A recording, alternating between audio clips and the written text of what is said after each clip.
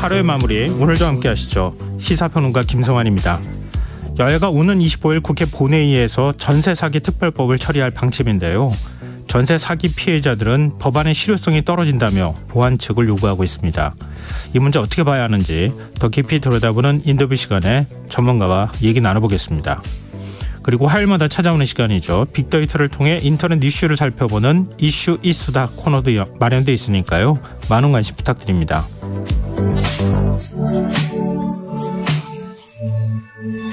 김성환의 시사에는 청취자 여러분들의 관심과 참여 기다립니다.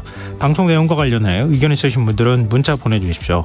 당첨된 분들께는 모바일 쿠폰 보내드릴 텐데요. 참여하실 번호는 샵 9730이고요. 짧은 문자 50원, 긴 문자는 100원의 이용료가 부과됩니다. 또 저희 방송을 유튜브를 통해서도 실시간으로 시청 또 참여하실 수 있는데요. KBS 라디오 채널 들어오셔서 구독, 좋아요 많이 눌러주시길 부탁드립니다. 김성환의 시사야, 그럼 지금 시작하겠습니다.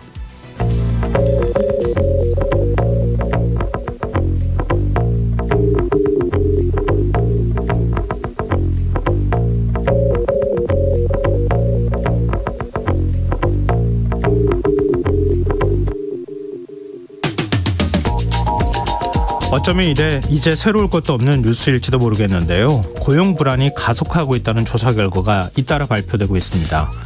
기업분석연구소 리더스 인덱스가 국내 매출 상위 500대 기업을 분석했는데요.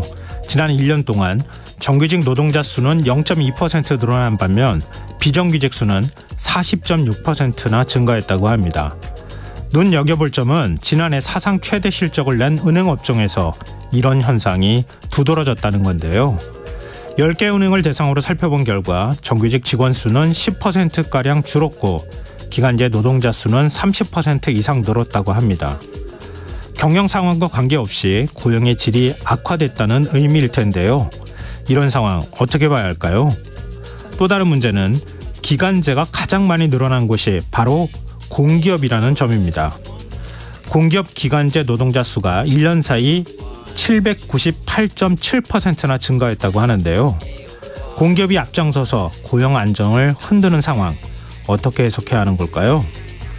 고용의 질이 악화됐다는 조사는 또 있습니다. 지난달 주 40시간 이상 풀타임으로 일한 청년층 취업자가 12만 명가량 줄었다고 하고요. 지난해 저임금 노동자 비중이 17% 가까이 늘었다는 얘기도 들리는데요. 고용 불안이 만성화됐다는 이유로 이대로 손을 놓고 있어도 되는 걸까요?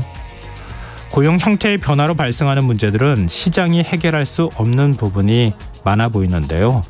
지금 정부가 해야 할 일은 각종 고용 지표에 드러난 그림자들을 면밀히 살피고 통계에 숨겨진 평범한 사람들의 시름을 덜어주는 일이 아닐까요?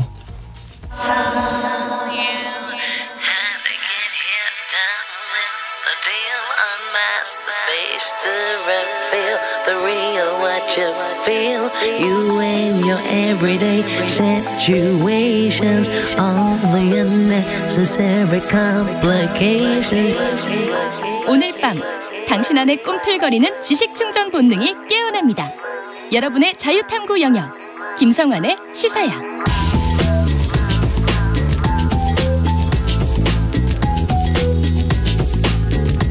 오늘 놓쳤던 뉴스 꼼꼼히 정리해드리는 뉴스야 시간입니다. 오늘은 곽재훈 프레시안 기자 나와 계십니다. 안녕하세요. 안녕하세요. 예, 오늘 노무현 전 대통령 서거 14주기 추도식이 열렸어요. 네, 문재인 전 대통령과 김기현 국민의힘 대표, 이재명 더불어민주당 대표 등 정치권 인사들, 또 한덕수 국무총리와 이진복 대통령실 정무수석 등 정부 인사들이 참석한 가운데 7천여 명의 시민과 함께 오늘 김해 봉하마을에서 이 노무현 전 대통령 추도식이 열렸습니다. 김진표 국회의장은 추도사에서 이 노 전 대통령이 남긴 정치개혁의 유업을 완수하는 것이 마지막 숙제라고 생각하고 있다면서 권력의 절반을 내주는 한이 있어도 꼭 정치개혁을 이루고자 했던 대통령님의 간절한 마음으로 임하겠다고 했습니다. 이어 지역주의와 승자독식, 진영정치와 팬덤 정치를 넘어 우리 정치를 능력 있는 민주주의로 바로 세우겠다고 강조했습니다. 참여정부 마지막 총리를 지낸 한덕수 국무총리도 추도사를 낭독했는데요. 네. 다만 한 총리에 대해서는 이 추도사 낭독 전 참석자들로부터 일부 야유가 나오기도 했습니다. 한 총리는 한미 FTA 타결을 선언하던 대통령님의 모습을 되새기게 된다면서 가장 먼저 가까운 이웃인 일본과 한 차원 높은 협력 관계를 구축해야 한다던 대통령님 말씀처럼 얼어붙었던 한일 관계에 불을 지피며 평화 공존의 새 질서 구축을 위해 흔들림 없이 나아가고 있다고 말했습니다. 문재인 전 대통령은 오늘 별도 공개 발언 없이 추도식 참여 후 뉴욕에서 참배를 마쳤고요. 윤석열 대통령은 추도식에 추모 화환을 보냈습니다. 여야 지도부도 김해 봉화마을에 모였는데 어떤 메시지 내놨습니까?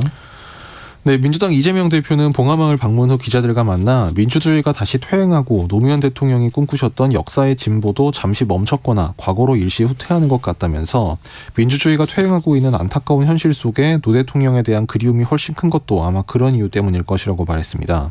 이 대표는 노무현 대통령께서 꿈꾸셨던 사람 사는 세상, 반칙과 특권 없는 세상을 향해 깨어있는 시민들과 함께 조직된 힘으로 뚜벅뚜벅 한 걸음씩 앞으로 나아가겠다고 밝혔습니다. 이 대표와 함께 봉화마을을 찾은 민주당 박강원 원내대표는 민주당은 겸손과 무한 책임이라는 노무현의 유산을 잃어가고 있다면서 높은 도덕성은 민주당의 정체성이다. 엄격한 잣대로 자기 개혁을 해나가겠다. 이런 자성의 목소리를 내서 눈길을 끌었습니다. 네.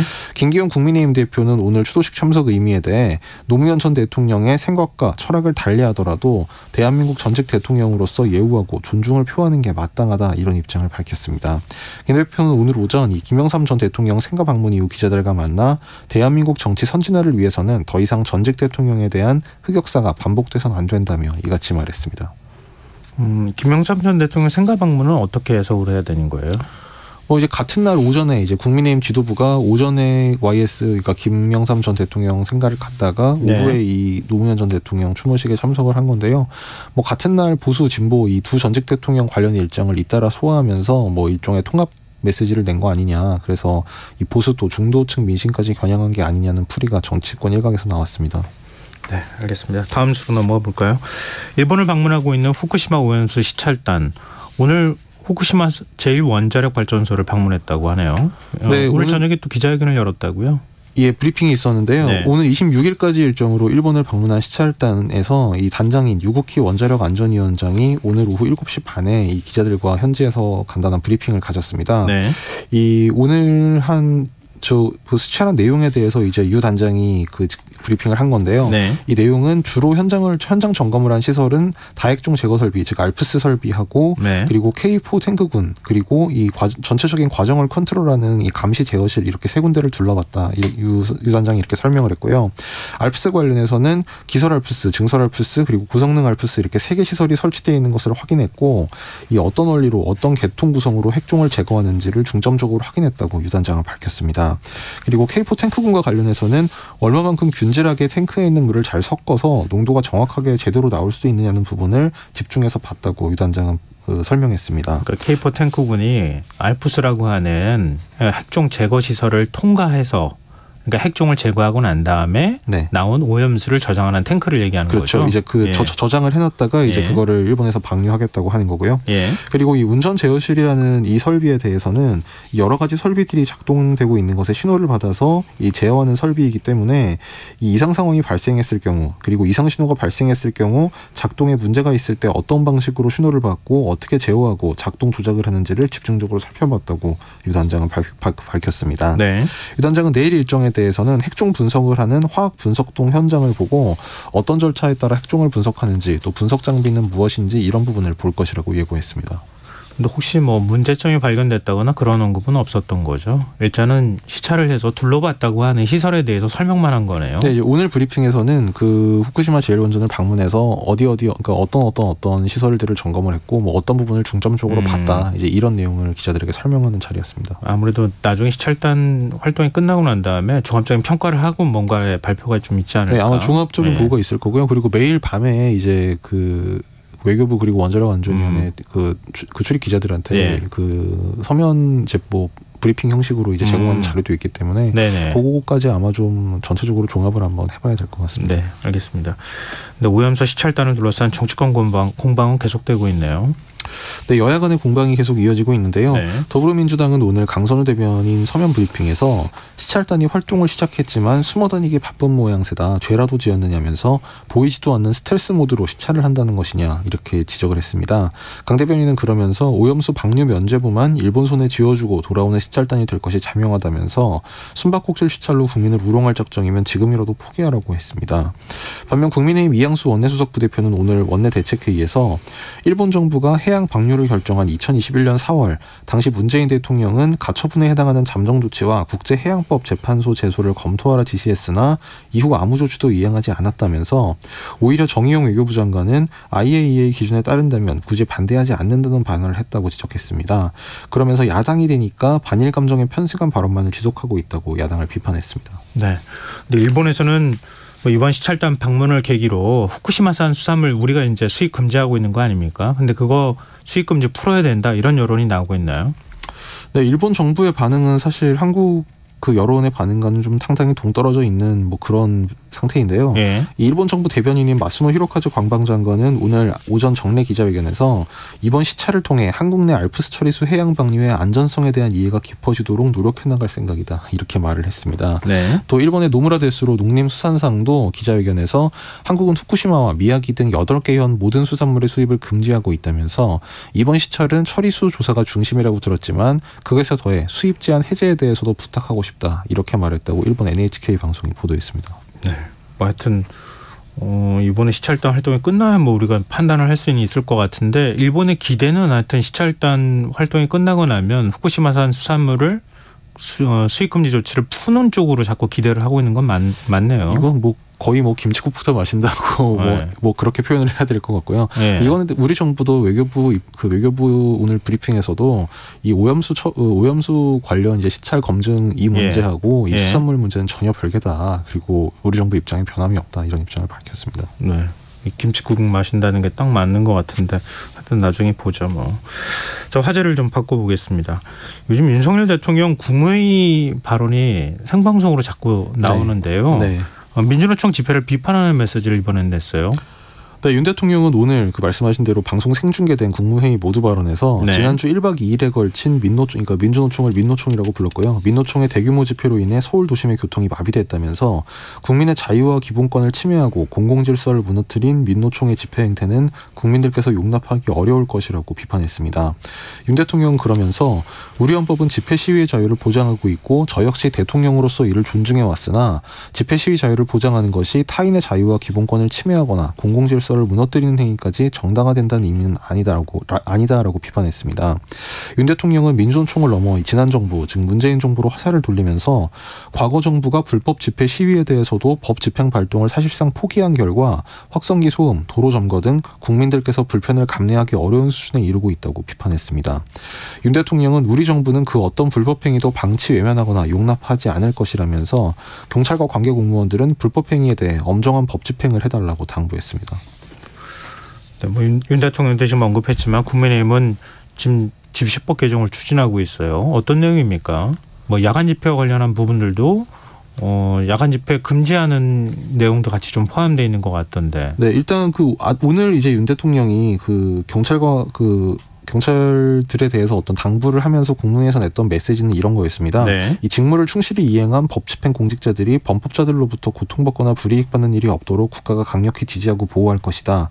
이제 한마디로 뭐 노조의 불법행위 등에 대해서 경찰이 위축되지 말고 적극 대응하라. 이제 이런 취지라고 볼 수 있겠는데요. 그렇게 대응하는 과정에서 뭔가 문제가 생기더라도 면책해주겠다. 면책의 범위를 넓혀주겠다는 거네요. 그렇죠. 윤 대통령 표현은 국가가 강력히 지지하고 보호할 것 이런 표현을 썼습니다. 네. 어제 국민의힘에서도 이 경찰의 대처 방식도 정당한 공무집행이 선행돼야 되고 정당한 공무집행에 대해서는 확고하게 보장하고 책임을 묻지 않아야 한다. 뭐 박대출 의장으로부터 이런 표현이 나왔는데요. 네.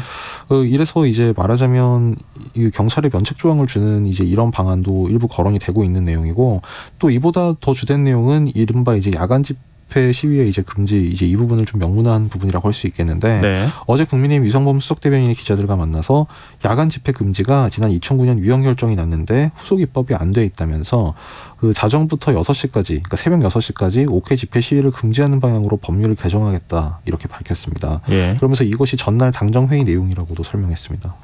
네, 알겠습니다. 지금 어디까지 면책하고 지금 집회 시위를 금지하게 될지 이것도 상당히 좀 야권하고 좀 인식 차가 있을 것 같아서 좀 논란이 좀 예상되는 부분 아닐까 싶은데요. 야권은 사실 거의 한마디로 일축을 했는데요. 네. 권칠승 수석 대변인 논평을 보면 더불어민주당은 집시법 개정은 논의할 가치조차 없다는 점을 분명히 밝힌다. 그냥 거의 한마디로 일축을 했습니다. 지금 민주당 의석이 다수이기 때문에 네. 실제로 법 개정이 이루어지기는 상당히 어려워 보입니다.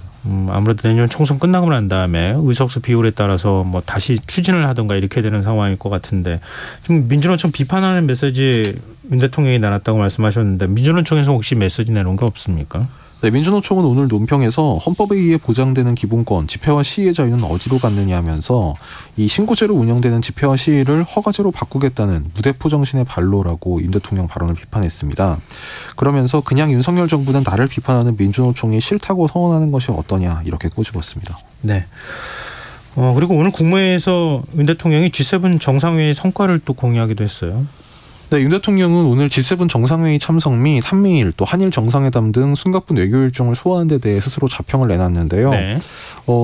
윤 대통령은 이 G7 회의를 계기로 바이든 미국 대통령, 기시다 일본 총리와 한미일 안보 협력 강화 필요성을 다시금 확인했다면서 네. 앞으로 한미일 3국 간 북한의 핵미사일에 대한 안보 공조 체계가 한 단계 업그레이드되고 세 나라의 협력 의제도 자연스럽게 미래 첨단 기술 분야로 확대돼 나갈 것이라고 말했습니다. 또 G7 정상회의 참석차 일본 히로시마를 방문했던 데 대해 기시다 총리와 약 2주 만에 다시 한일 정상회담을 가졌다면서 한일 양국은 이제 미래로 함께 나아가며 인도태평양 지역의 평화와 번영을 위해 긴밀히 협력하고 공동의 리더십을 확보해 가야 한다고 강조했습니다. 네. 그러면서 히로시마에 거주하는 원폭 피해자 동포들을 만났고 한일 정상회 최초로 그리고 대한민국 대통령으로서 처음으로 한국인 원폭 희생자 위령비에 참배했다 이렇게 언급하면서 이분들이 고통에 신음할 때 조국은 곁에 없었다. 저는 이분들에게 사과드렸고 이분들을 조만간 고국에 초청해 위로의 시간을 갖고자 한다고 말했습니다. 네. 윤 대통령은 또 우크라이나 사태 등을 언급하면서 독재자의 힘이 자유를 열망하는 우리의 힘보다 결코 강할 수 없다는 이 폰더라이엔 EU 집행위원장의 말을 인용하면서 자유세계의 공고한 연대가 결국 한반도와 우크라이나의 평화를 정착시키고 자유의 승리를 안겨다 주리라 확신한다 이렇게 말하기도 했습니다. 근데 G7 정상회의가 끝난 직후에 중국 정부에서 미국 반도체 기업 마이크론 제품 판매를 중지하도록 이렇게 조치를 취한 거 이것도 이제 일종의 반격 아니냐 이런 얘기가 나오는데 지금 중국에서 네이버 사이트 접속이 안 되고 있다 이런 얘기가 들려요. 네, 오늘 외교부 대변인에서 관련 질문이 있었는데요. 네. 임수석 외교부 대변인은 중국에서 이 포털 사이트 네이버 현지 접속이 차단됐다는 보도와 관련해서 유관기관과 함께 확인 중이라고만 밝혔습니다. 네이버 측에서는 이 접속이 원활치 않은 상태가 맞다면서 중국 정부의 차단 여부를 알 수는 없고 중국이 의도적으로 차단한 건지 단순히 기술적 오류인지는 확인이 어렵다고 덧붙였습니다. 이 중국 정부는 네이버 접속 불능 사태에 대해서 모르는 상황이라고 잘라 말했습니다. 모르는 상황이라고 얘기했다고요? 네. 어디까지 믿어야 될지 모르겠네요. 자, 지금 여러분께서는 KBS 라디오 김성환의 시사회와 함께하고 계십니다. 계속해서 뉴스야 이어가겠습니다. 민당 전당대 돈봉투 의혹을 수사하고 있는 검찰 송영길 캠프 관계자에 대한 추가 압수수색을 진행했다고요? 네, 민주당의 2021년 전당대회 돈봉투 의혹을 수사 중인 검찰이 송영길 전 대표 경선 캠프의 지역 상황실장을 압수수색했습니다. 법조계에 따르면 서울중앙지검 반부패 2부는 오늘 송 전 대표 경선 캠프에서 서울 지역 상황실장을 맡았던 이모 씨의 주거지에 검사와 수사관을 보내 관련 자료를 확보했습니다. 검찰은 강래구 전 한국수자원공사 상임감사위원과 이정근 전 민주당 사무부총장 등이 전당대회를 앞둔 2021년 4월께 지역 상황실장들의 적극적 선거운동을 독려하기 위해 현금을 제공하자면서 총 2천만 원 상당의 돈을 50만 원씩 수십 명의 상황실장들에게 건넨 것으로 보고 있습니다. 네. 그리고 김남국 의원 가상화폐 보유 논란과 관련해서 검찰이 지난 대선 기간 자금 흐름을 살펴보고 있다는 언론 보도도 있어요.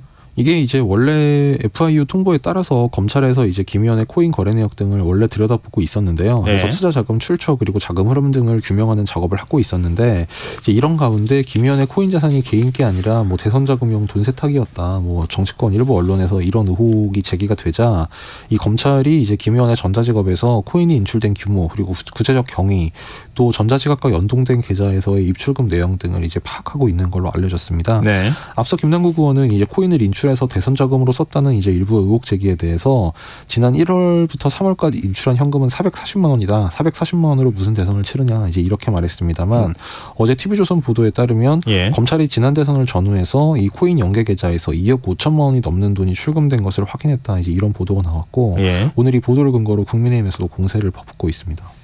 맨 처음에 한 30억 정도 숫자가 나왔던 것 같은데 이게 숫자가 오락가락하네요. 보니까 이 정확한 액수가 어떻게 될지는 아직 잘 모르겠지만 어찌됐든 대선 자금과 관련해서 뭔가 가상화폐를 활용해서 이 돈 세탁을 한 거 아니냐 이런 의혹에 대해서도 들여다보고 있다는 거잖아요. 네, 이제 그거는 하지만 이제 아까 제가 TV조선 그 보도가 있었다고 말씀을 드렸습니다만 그 TV조선 외에는 지금 뭐 별도로 확인되거나 이제 그런 바는 없기 때문에 뭐 실제로 검찰의 수사 결과라든지 뭐 김 의원의 입장 발표 그 해명 등을 한번 좀 종합적으로 볼 필요는 있을 것 같습니다. 네. 근데 이게 무슨 얘기입니까? 이재명 대표가 성비위 의혹과 관련한 윤리감찰을 지시했다는 소식도 있어요. 뭐 지금 민주당이 뭐 거의 첩첩산중 뭐 그리고 화불단행 뭐 이런 상태라고 할 수 있을 것 같은데요. 오늘 아침 민주당에서 그 이재명 대표가 부천 시의원 건과 관련 윤리감찰을 지시했다 이런 언론 공지를 내놨습니다. 이게 무슨 얘기냐면 어제 채널A 방송에서 민주당의 모 부천시 의원이 지난 10일 부천시의회 의정연수 만찬장에서 국민의힘 소속 여성 시의원의 목을 뒤에서 팔로 휘감고 그래서 해당 여성이 버둥대다가 자리에서 일어나는 장면이 이제 회식을 한 식당에서의 그 CCTV 영상을 그 방송에서 공개가 됐습니다. 그리고 이 시의원은 전날인 9일에도 같은 행사의 만찬에서 국민의힘 소속 다른 여성 시의원의 가슴께 이 부침개를 던지고 내가 떼어줄까 등의 말을 하며 성희롱을 하기도 했다고 방송은 보도했습니다. 이게 어디까지 확인이 된 내용인지 모르겠네요. 일단 CCTV 잘 안 되는 행동인데. 일단 CCTV 영상은 뭐 어제 방송이 보도가 돼서 지금 거의 전 국민이 본 상태고요. 그 뭐 다른 여성 시의원에게 뭐 음식물을 던지고 성희롱성 발언을 했다. 이제 이 부분에 대해서 는 지금 뭐 그 국민의힘 시의원들이 지금 징계 요구서를 제출한 상태이고 그래서 이제 민주당에서 오늘 이재명 대표가 긴급 윤리감찰을 지시를 하니까 지금 본인이 탈당을 했습니다. 뭐 이제 이런 걸로 봤을 때 터무니없는 의혹은 아니고 뭐 어느 정도 이제 실체는 있는 것이 아니냐. 물론 당사자는 지금 뭐 술이 취해서 기억이 나지 않는다. 뭐 이런 취지로 해명을 하고 있다고 합니다. 뭐 의혹 제기만 있으면 탈당합니까? 참 이상하네요. 그리고 민주당이 비명계 의원들한테 지속적으로 문자 폭탄을 보낸 강성당원을 제명했다고 하는 소식도 있네요. 예, 이제 뭐 민주당 전해숙 의원이 이제 자신에게 심한 욕설을 했고 또 뭐 이제 뭐 여성에게 입에 담을 수 없는 욕설, 뭐 부모님을 언급했다 이제 이런 표현을 썼는데 이제 그렇게 심한 이제 문자 메시지를 지속적으로 보내온 당원에 대해서 오늘 민주당이 제명 결정을 내렸다고 합니다. 뭐 워낙 이제 제명이 된 그 당원의 말하자면 언행이 좀 심각했기 때문에 뭐 여러 명한테 그랬다고 그런 얘기가 있더라고요.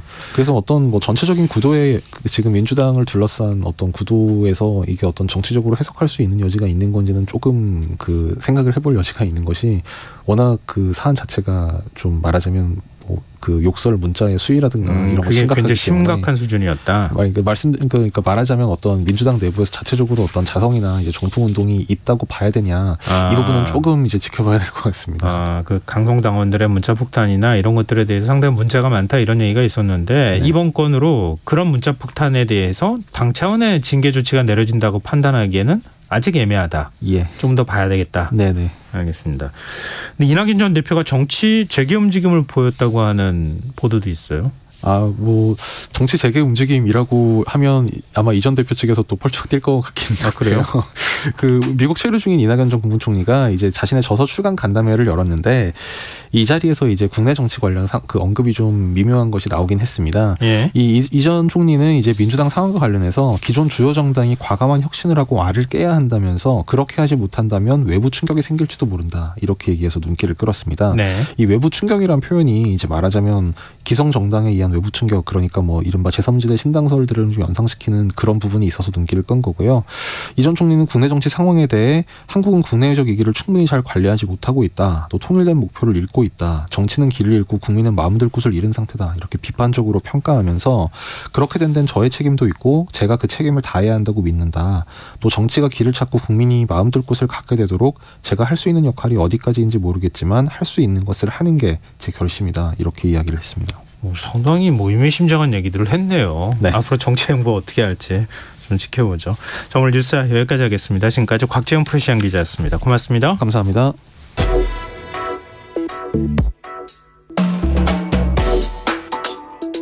더 나은 내일을 준비하는 시간 KBS 1라디오 김성환의 시사야.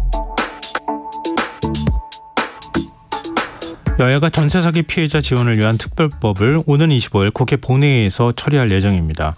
하지만 이번 특별법을 통해 지원받을 수 있는 수준이나 대상은 낮거나 제한적이라고 하는 지적도 나오고 있는데요. 전문가는 이 문제 어떻게 보고 있을지 김인만 부동산 경제연구소장 연결해서 얘기 나눠보도록 하겠습니다. 소장님 안녕하세요.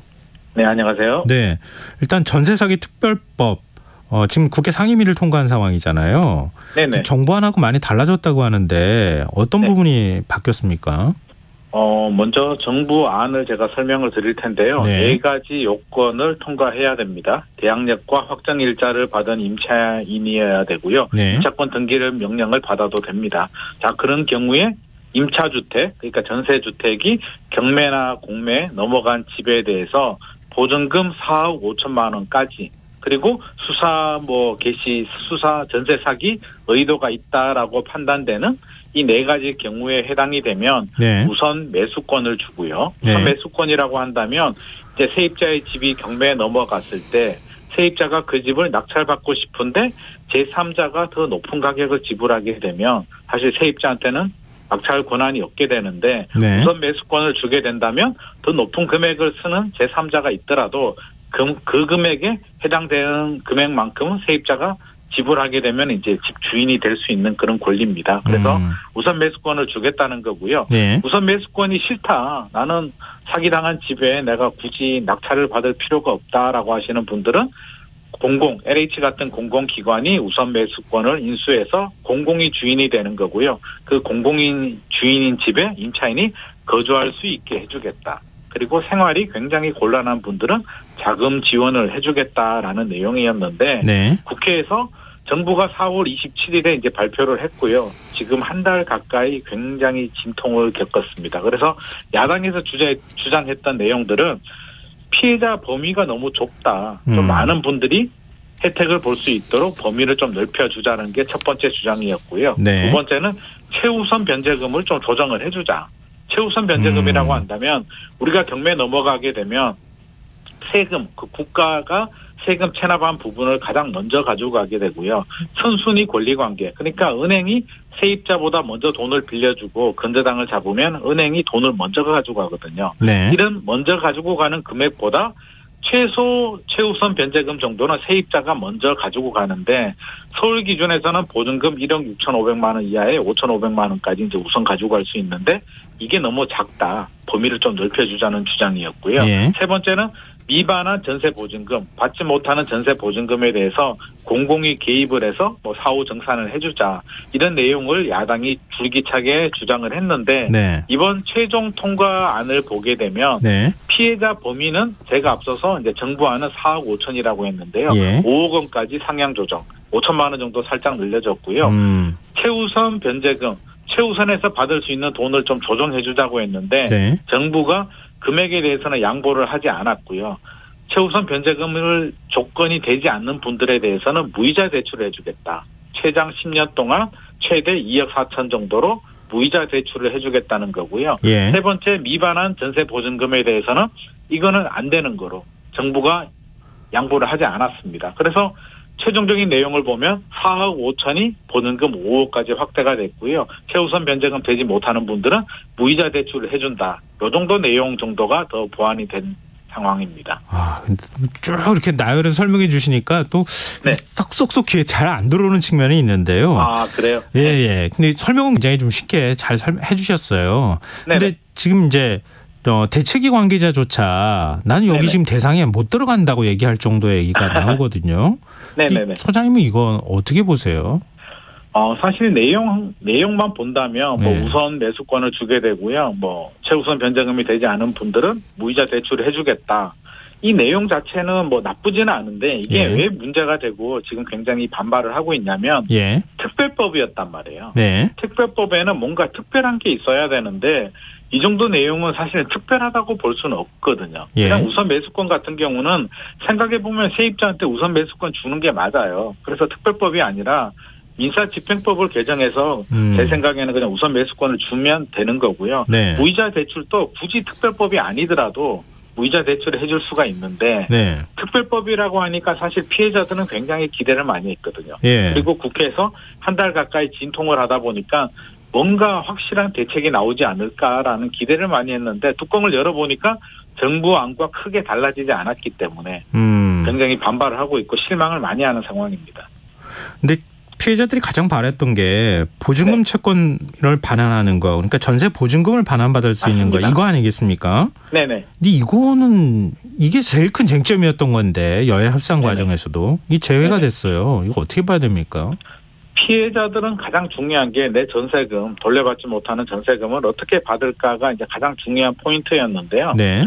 정부가 바라보는 관점하고 좀 달랐던 것 같습니다. 정부는 세입자들의 주거 안정을 좀 더 우선순위로 둔 것 같고요.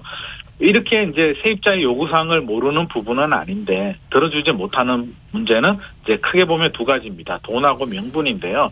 예산 문제가 일단 걸리고 앞으로 전세 사기 사건이 얼마나 더 생길지 모르는 상황이기 때문에 네. 지금 있는 피해자만 가지고 자금을 계산해서는 안 되고요. 앞으로 더 많은 피해자들이 나올 수도 있는 문제이기 때문에 이런 현실적인 문제가 있었고 두 번째는 형평성 문제인데요.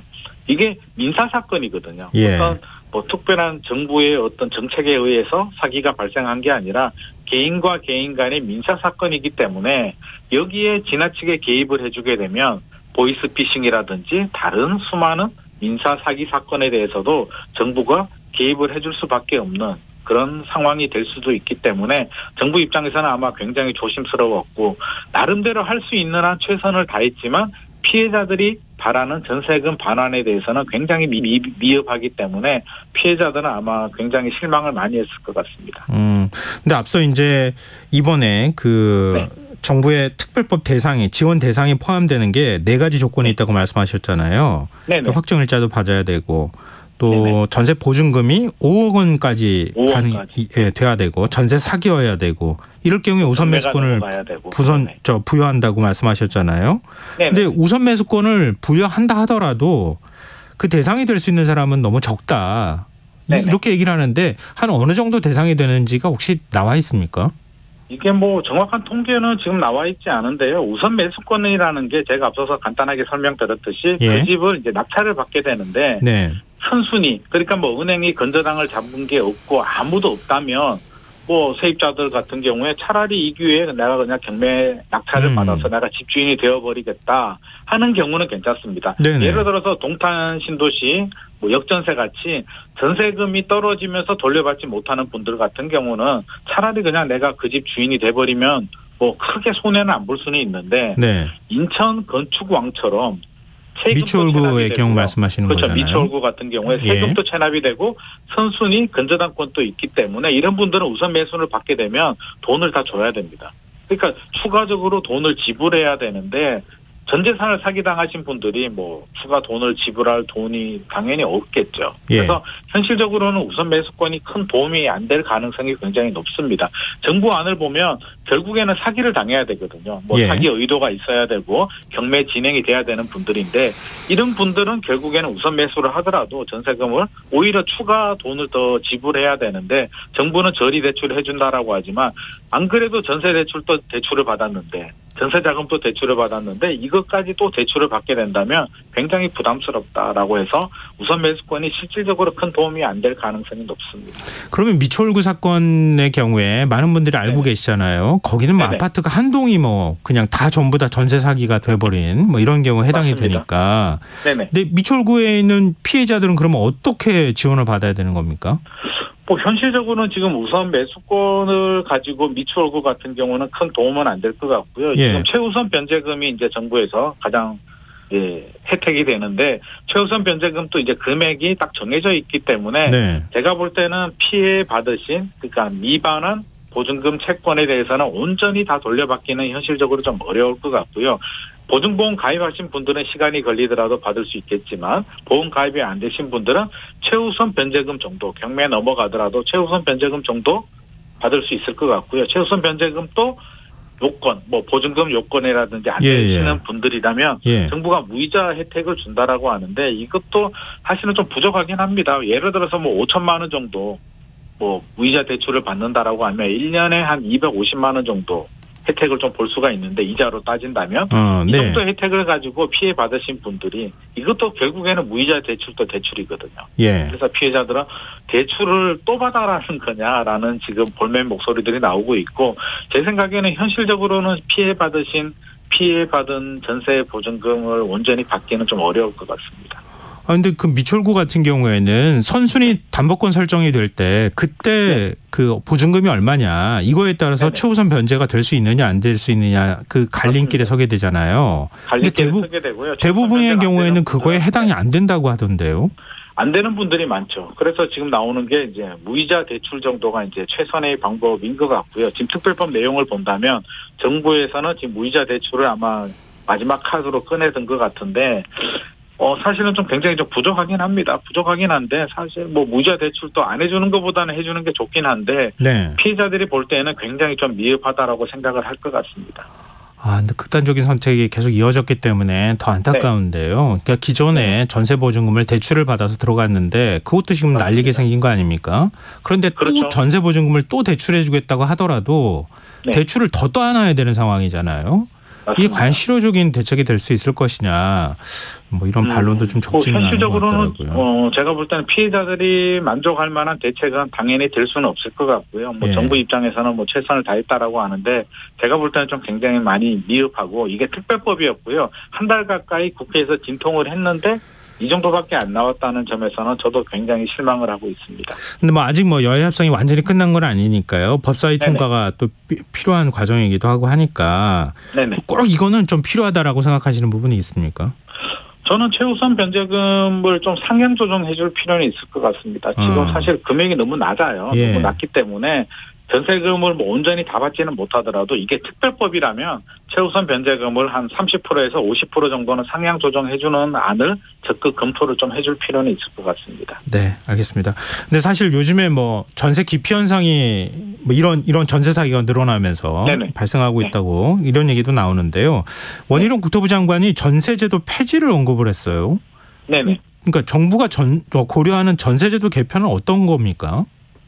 이게 사실 뭐 굉장히 좀 충격적인 이야기이기도 한데요. 뭐 예. 수명이 다했다. 이제 폐지 이야기들이 나오고 있는데 예. 이제 폐지가 되려면 대안이 있어야 되거든요. 예. 자동차 회사들도 단종을 시키려면 뭐 신차가 나온다든지 뭔가 대안이 나와야 되는데 전세 제도의 대안이 뭘까 제가 생각을 해보니까 첫 번째는 모두가 다 내 집 마련하는 경우거든요. 예. 그건 현실적으로 좀 어렵잖아요. 예. 두 번째는 민간 전세 제도를 이제 공공이 그 임대인이 돼서 공공 임대를 활성화해야 되는데 이것도 현실적인 좀 어려움이 있고요. 예. 세 번째는 이제 월세로 가야 되는데 예. 선진국들은 다 월세이기 때문에 우리나라만 있는 전세 제도이기 때문에 장기적으로는 월세를 가는 게 맞는데 지금 당장 정부가 인위적으로 전세를 폐지한다고 한다면 임차인들은 월세를 낼 준비가 되어 있지 않고요.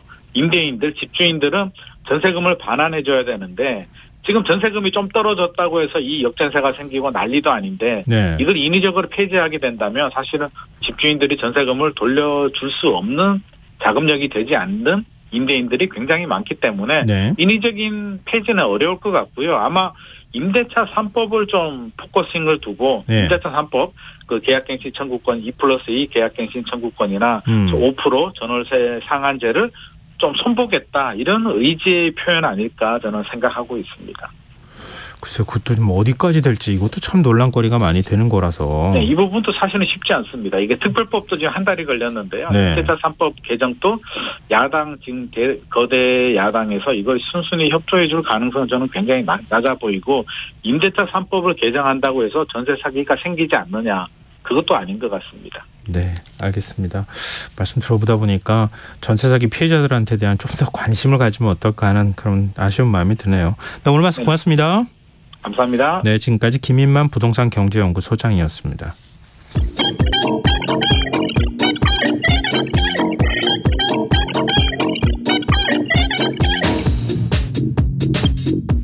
빅데이터로 인터넷에서 화제가 되고 있는 이슈 살펴보는 시간입니다. 이슈의 수다. 김덕진 미리사배 IT연구소 소장 스튜디오에 나와 계십니다. 안녕하세요. 네, 안녕하세요. 반갑습니다. 김덕진입니다. 자, 한 주간의 이슈 어떻게 뽑으셨어요? 네, 일단은 빅데이터에서 살펴본 주제 1위 주제가 환경 분야고요. 2주 연속으로 지금 환경 분야가 1위거든요. 그만큼이나 좀 이슈가 되는데 또 키워드도 거의 비슷합니다. 내용들 같은 경우에는 네. 일단은 첫 번째 키워드가 사막인데요.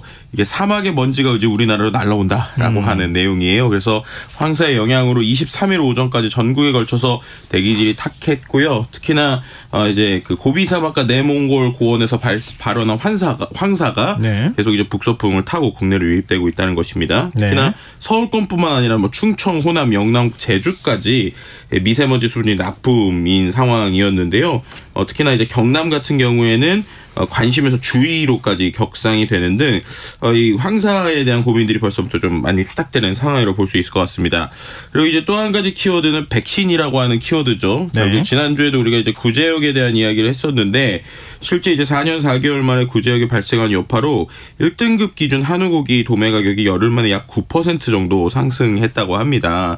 그만큼이나 실제 한우 고기값 상승 자체가 구제역이 발생된 충북 청주시 증평군뿐만 아니라 뭐 인접한 대전, 세종 등의 그 7개 시군에서 소의 반입 반출을 제한했기 때문에 또 같이 나온 것이거든요. 네. 그만큼이나 어떻게 보면은 살처분에 대한 두려움이나 이런 것들을 좀 계속적으로 좀 신경을 쓰고 있는 것 같습니다. 뭐 현재까지 구제역이 발생된 11개 농장에서 기르던 소와 염소 1,571마리 이상 살처분된 것으로 보이고 있는데요. 이러다 보니까는 아예 경상남도에서는 구제역 백신을 미접종했을 때 그 가구에게 이제 과태료를 부과하거나 네. 또 구제역이 발생해도 보상금을 주지 않겠다라고 밝히고 있어요. 네. 그만큼이나 강력하게 이 어떻게 보면 백신을 접종시켜야 된다라고 볼 수 있을 것 같고요. 그 외에 뭐 이제 지금 뭐 전북에서 한 60여 킬로 떨어진 충북에서 구제역이 발생되다 보니까 전북도 상당히 신경을 쓰고 있고 또 경남도 역시도 구제역에 대한 차단 총력 대응 중이고 뭐 이런 식으로 전반적으로 확실히 이번 구제역은 최대한 범위를 줄이면서 살처분 없어야 된다라고 모두가 촉각을 내세우고 있다. 이렇게 볼 수 있을 것 같습니다. 자, 2위 주제는요? 네, 2위 주제는 연예 분야고요.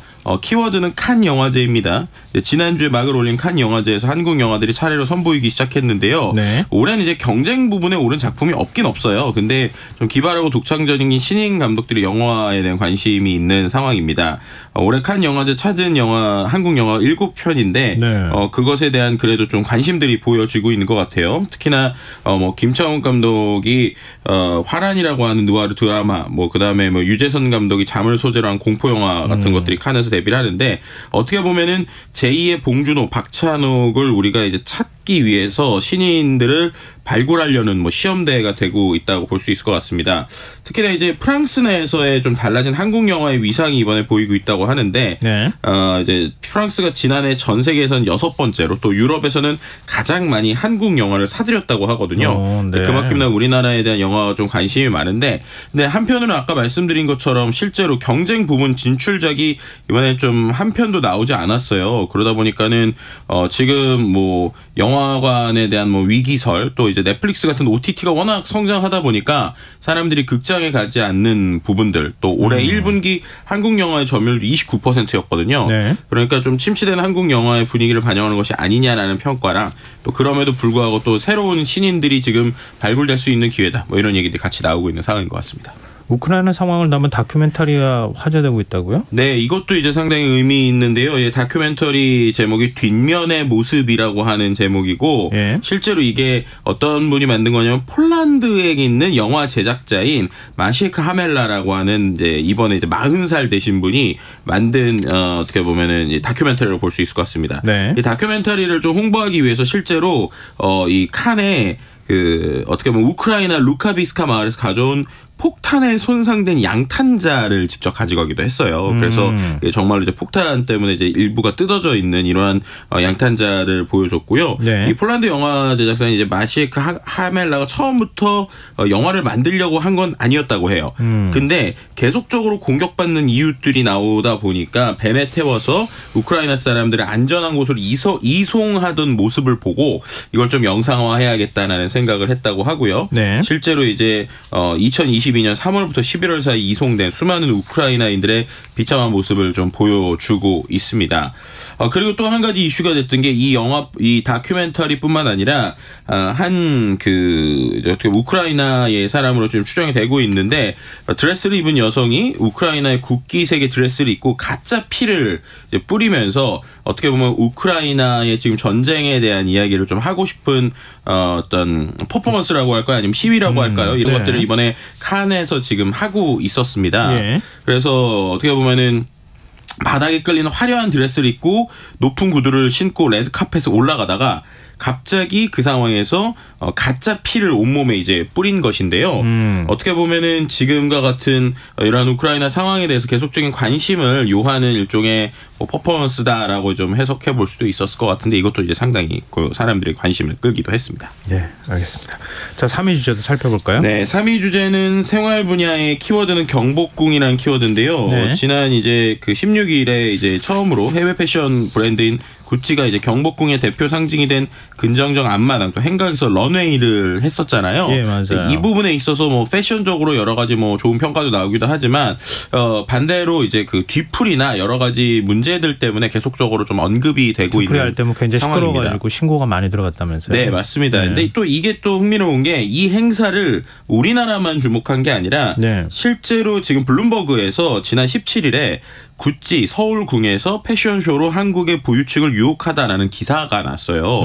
그 기사의 내용을 보면 한국이 전 세계 구찌 매출의 9%를 차지한다라는 모건 스탠리 조사를 맞네요. 기반으로 나왔거든요. 예. 이제 그러다 보니까 한국의 높아진 문화적 위상을 활용하기 위해서 서울에서 공들여 패션쇼를 개최했다고 분석을 했고, 네. 뭐 이제 이것뿐만 아니라 앞서서 4월에는 뭐 루이비통, 5월에는 디올이 뭐 이러한 지역들에서 이제 패션쇼를 했는데 그만큼 서울이 상당히 중요한 분야다라고 생각이 되고 있는 것이죠. 한국의 명품 시장이 그만큼 커졌다는 거잖아요. 그렇죠. 근데 그럼에도 불구하고 아까 말씀드렸던 것처럼 이제 어떻게 보면은 뒷모습은 이제 계속적으로 씁쓸함을 주고 있는 상황이라고 볼 수 있을 것 같습니다. 말씀하셨던 것처럼 구찌도 이제 쇼가 끝난 후에 인근에서 새벽과 뭐 소음의 화려한 불빛 등 때문에 여론의 문매를 맞았는데 여기에 대해서 사과는 이제 상당히 좀 한 줄 정도밖에 하지 않다 보니까 SNS에서 상당히 이슈가 되고 있고요. 네. 또 이제 앞서서 말씀드렸던 루이비통이 4월에 한강 잠수교 교통 통제하고 패션쇼를 열었었는데 네. 이때도 이제 하루 동안 통제한 것에 대해서 좀 여러 가지 이슈가 있기도 있었어요. 예. 그래서 이러한 어떻게 보면은 그들이 가져가는 어떤 다양한 매출이나 이런 거에 비해서 좀 이런 행사의 뒷맛이 좀 씁쓸한 것이 아니냐라고 하는 이야기 나오고 있고요. 이제 서경석 성신여대 교수 같은 경우에는 패션쇼는 명품이었는데 뒤풀이는 싸구려였다. 진정성 있는 사과가 부족하다. 뭐 이런 식의 글을 SNS에 올리기도 했습니다. 그러지 않아도 뭔 소식이 있는데 가방 종류는 제가 잘 모르겠어요. 그러니까 어떤 종류인지를 제가 보지를 못해가지고 근데 가방 하나가 1,500만 원으로 가격도 올렸다고 또 그렇게 얘기하더라고요. 뭐 이런 거 하고 난 다음에 가방 가격도 올리는 것도 또 그렇게 썩 보기 좋은 건 아닌 것 같은데 네. 또 계속 이런 거 가격은 올라가기만 하는 것 같습니다. 네. 자, 4위 주제는요? 네, 4위 주제는 정치 분야인데요. 오늘은 약간 국제 소식과 관련된 뉴스들이 좀 많이 이슈가 됐습니다. 네. 첫 번째 키워드는 디리스킹이라고 하는 키워드인데요. 네. 이제 서방의 이제 주요 7개국 G7의 정상회의에서 이제 나왔었던 키워드들이라고 보면 될 것 같아요. 네. 이제 중국의 위협을 논할 때 원래 썼던 키워드가 디커플링, 탈종조, 아예 이제 떨어지겠다, 뭐 이런 거였죠. 근데 이제는 디리스킹, 그냥 위험을 제거하겠다. 요 정도의 수준에 대한 이야기가 나온다라는 것입니다. 아예 우리는 분리해서 미국과 네. 중국 아니면 서방 세계야 네. 뭐 이제 중국이나 러시아하고 완전히 별개로 가겠다 이렇게 얘기를 했다가 같이 가긴 가되 네. 리스크를 줄이는 방향으로 가자. 그렇죠. 이렇게 톤다운이 됐다는 거잖아요. 예, 맞습니다. 이제 그러한 용어가 이제 뉴욕타임즈에서 나오기 시작한 것인데 뭐 마크롱 프랑스 대통령이 중국에 방문하면서부터 대중국 분야에서 디리스킹이라는 말이 본격적으로 사용됐다라고 전한 것이고요. 네. 이 부분에 있어서 어떻게 보면은 이제 그 미중 간의 관계 또 미국과 프랑스와 중국 간의 관계가 흑백이 아니다. 그래서 대응 역시 흑백일 수 없다. 그러다 보니까 이것이 디커플링이 아니라 딜리스킹이다라고 하는 키워드들이 나오고 있는 상황이라고 볼 수 있을 것 같습니다. 이런 것들이 어떻게 보면은 중국을 바라보는 서방의 좀 복잡한 시선이 묻어나고 있는 상황이라고 볼 수 있을 것 같고요. 네. 이제 어떻게 보면은 이러한 용어를 이제 강조하는 것 역시도 어떻게 보면 대중의 압박에 대한 명분도 좀 보태기도 하고 또 이탈을 잡으려고 하는 이 두 가지를 좀 다 잡으려고 하는 것이 아니냐 뭐 이런 식의 분석들도 나오고 있는 상황이라고 볼 수 있을 것 같습니다. 하긴 좀 당혹스럽긴 해요. 왜냐하면 보면은 냉전 시대가 끝나고 난 다음에 그쵸. 미국이 자유무역을 그렇게 외쳤잖아요. 그래서 모든 나라의 국경 뭐 이른바 이제 뭐 장벽 같은 걸 다 없애는 작업을 해왔다가 네. 갑자기 신냉전 이러면서 세계를 두 편으로 갈라놓겠다. 네. 이렇게 하는 게 좀 어색하기도 하고 우리 입장에서는 수출할 곳도 마땅치도 않고 여러 가지 당황스럽기도 하고 어느 장단에 춤을 춰야 될지 참 헷갈리기도 하는 부분인 것 같습니다. 네. 또 한 가지 정치에서 좀 키워드가 하나 있는데 일본의 공무원에 대한 이야기가 좀 이슈가 되고 있어요. 네. 이게 뭐냐면 일본의 공무원 사회의 붕괴가 시작됐다라고 하는 키워드인데 국회의원들을 이제 보좌하는 보좌관이나 네. 국회의원 주변에 있는 공무원에 대한 이야기입니다.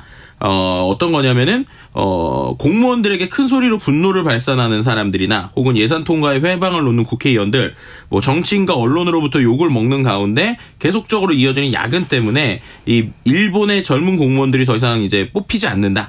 그리고 이제 이들의 실제로 행동을 보면 3시 퇴근하고 아침 9시에 출근하는 이러한 상황이 계속 이어지다 보니까 유능한 인재들이 관직을 이탈하고 있어서 일본 사회가 위기감이 고조되고 있다는 것이고요.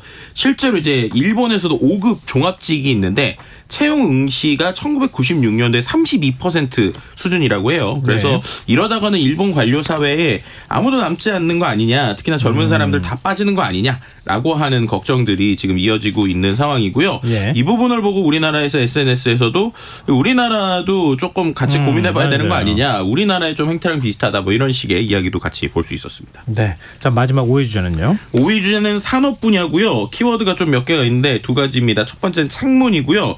국민대 연구진이 창문에 적용할 수 있는 투명 에너지 저장 시스템을 개발했어요. 네. 상당히 의미 있는 것 같은데, 예를 들면 우리가 그 에너지를 저장하는 여러 가지의 창고들이 있잖아요. 근데 지금은 태양열이라는 걸 별도의 집진을 하는데 네. 투명한 창문 같은 거에 에너지를 모을 수 있다. 오. 그럼 이렇게 되면 쉽게 말해서 우리가 자동차에 HUD 뭐 이래가지고 헤드업 디스플레이 있는 그 화면 있잖아요. 그러니까 어떻게 보면 유리. 그거에다가 이제 충전할 수 있는 뭐 이런 식의 기술들도 나올 수 있다 보니까 상당히 관심을 갖고 있고요.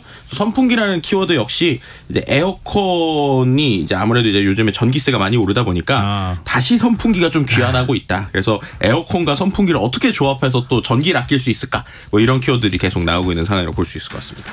아껴 쓰는 거는 앞으로 일상이 돼야 될 것 같다 이런 생각이 드네요. 그러니까요. 자, 이슈스타 지금까지 김덕진 미래사회 IT연구소 소장과 함께했습니다. 고맙습니다. 네, 감사합니다. KBS 라디오 김성환의 시사야 1부 순서 여기서 마무리하겠습니다. 전 11시 정각 2부에 다시 찾아오겠습니다.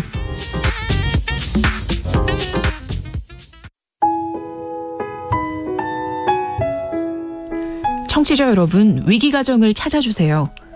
어려운 경제 상황 속에서 긴급한 경제적 지원이 필요한데도 복지 사각지대에 놓여 있어 아무런 지원도 받지 못하고 극한 상황으로 내몰리고 있는 위기가정이 늘고 있습니다. KBS 강태원 복지재단에서는 가정의 달을 맞아 사회 안전망에서 벗어나 위기에 처해 있는 가정을 발굴해 긴급 지원하는 사업을 시작합니다. 여러분 주위에 스스로의 힘만으로는 도저히 일어설 수 없는 힘든 이웃이 혹시 있는지 찾아봐 주세요. 우리 사회의 건강한 구성원으로 신속히 복귀할 수 있도록 KBS 강태원 복지재단이 작은 힘을 보태겠습니다. 여러분의 제보 전화를 기다립니다. KBS 강태원 복지재단 제보 전화 1533-0900, 1533-0900입니다.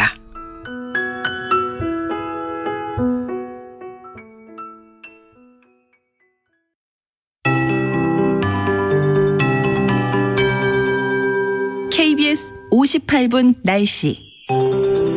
내일은 전국이 가끔 구름 많겠습니다. 아침까지 남부지방을 중심으로 가시거리 200m 미만의 짙은 안개가 끼겠습니다. 그 밖에 내륙과 서해안, 서해상과 남해상, 제주도 해상에도 안개 끼는 곳이 있겠습니다. 교통안전과 해상 안전사고에 유의하시기 바랍니다. 내일 아침 최저 기온 서울 16도, 광주 13도 등 전국이 10에서 16도, 낮 최고 기온은 서울, 대구 26도 등 전국이 20에서 28도로 모레까지 평년과 비슷하거나 조금 높겠습니다. 내일 전국의 미세먼지 농도 전 권역이 좋음에서 보통으로 예상되고 인천과 경기 남부, 충남과 전라권, 대구와 부산, 경남, 제주도는 오전에 나쁨 수준 보이겠습니다. 또한 오후까지 전국의 자외선 지수가 높음에서 매우 높음으로 예상됩니다. 피부 노출에 주의하시기 바랍니다. 당분간 전국이 대체로 맑겠고 주말에 수도권과 강원 영서에 비가 올 전망입니다. 내일 누리호 발사가 예정돼 있는 전남 고흥 지역 가끔 구름만 지나겠습니다. 최고 기온 23도 예상되고 남서풍 초속 1에서 4m로 불겠습니다. 서울 현재 기온 18.7도, 습도 51%, KBS 58분 날씨 박성준입니다.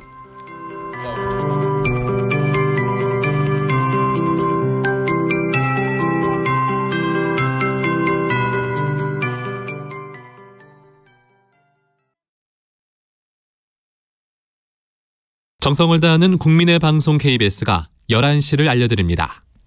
AM 711kHz, FM 97.3MHz, KBS 1라디오입니다. HLKA.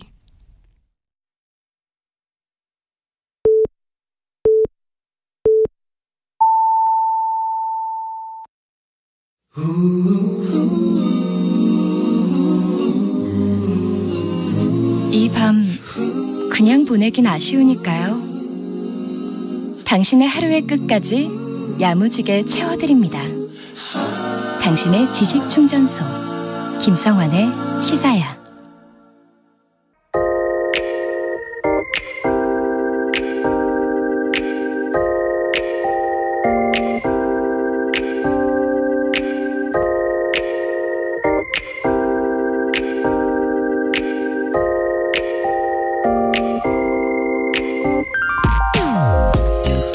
발사 예정일을 하루 앞둔 누리호 모습 혹시 보셨습니까? 발사장에 기립한 채 전말을 기다리는 모습을 보며 뭉클한 감동 같은 게 느껴지지 않으셨나요? 우리 힘으로 자체 발사체를 개발해 위성을 쏘아올리는 꿈이 실현되는 날이 올 줄 몰랐다는 분들이 적지 않으시리라 생각합니다. 시속 1260km로 자전하면서 태양 주위를 초속 30km로 회전하는 행성, 지구에서 중력의 힘을 거스르는 이 놀라운 과학적 성취에 저절로 찬사를 보내기도 됩니다. 하지만 우리를 둘러싸고 있는 자연을 가만히 들여다보면 이것이 또 얼마나 오만한 사고인지 금세 깨닫게도 됩니다. 날개 위의 세계란 책을 소개한 기사를 보면 도요 물대새 19종은 약 4,800km 이상을 논스톱으로 비행하고 큰 뒷부리 도요는 알래스카 서부에서 뉴질랜드까지 약 11,500km를 8일 동안 한 번도 쉬지 않고 비행한다고 합니다. 큰 뒷부리 도요는 비행을 앞두고 모래주머니와 창자 같은 소화기관들은 줄어드는 위축되는 반면에 날개에 동력을 공급하는 가슴 근육은 질량이 2배 증가합니다. 어떤 철새는 며칠이나 몇 주, 심지어 몇 달 동안 쉬지 않고 비행하기도 하는데 그동안 뇌를 반으로 나눠 반쪽씩 번갈아 가며 잠을 잔다고 합니다. 최근에는 철새가 양자 얽힘 현상을 이용해 지구 자기장을 시각화함으로써 위치를 파악한다는 사실이 밝혀지기도 했습니다. 이 책의 저자는 알래스카 디날리 국립공원에서 5년 전 자신과 동료들이 위치 추적기를 부착했던 회색밤 집바퀴를 붙잡아 비행 기록을 확인하는 내용이 나오는데요. 몸무게 30g에 불과한 개체가 남긴 여정은 놀라움 그 자체였습니다. 지구 북단의 툰드라 황야한 지대와 열대 우림 지대를 연결하며 무려 1,400km를 비행한 기록을 눈으로 확인한 저자는 이렇게 고백합니다. 한 생명체에 대한 무한한 추앙의 느낌을 받았다.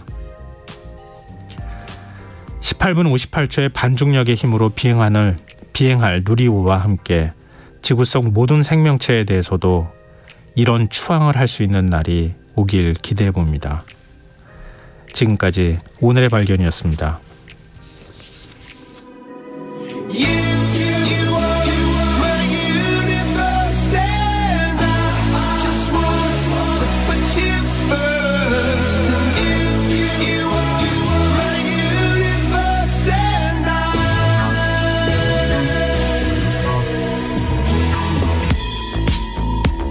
In the night I lie and look up at you.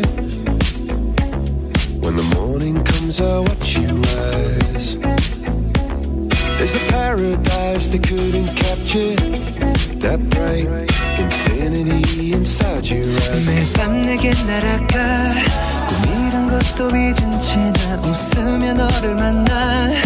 Never ending forever baby. You are my universe and I just want to put you first.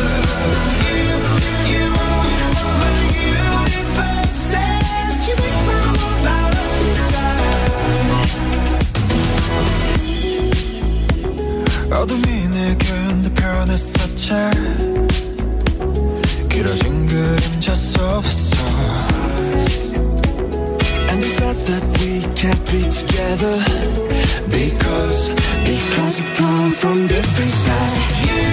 You are my universe and I just want to put you first.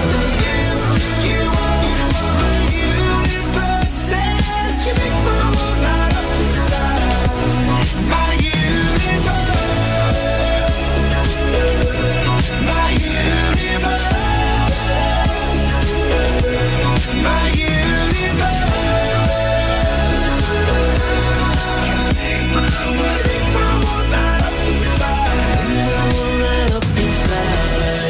나를 밝혀주는 건 너란 사랑으로 수놓아진 별.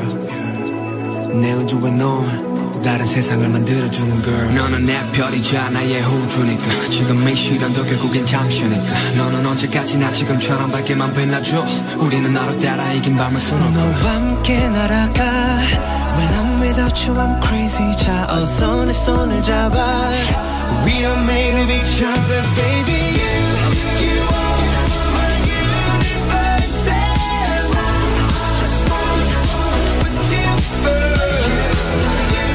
You are my universe and you make the whole light up inside.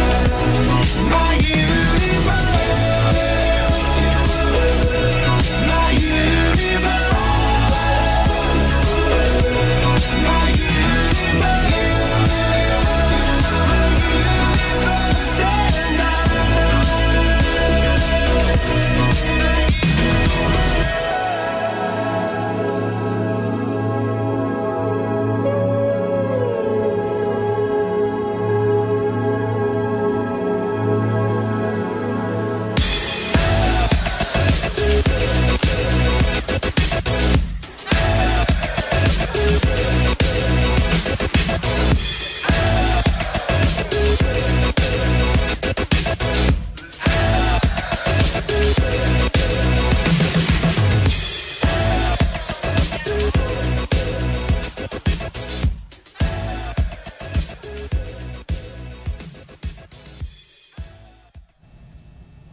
오늘 발견에 이어서 방탄소년단과 콜드플레이의 My Universe 들으셨습니다.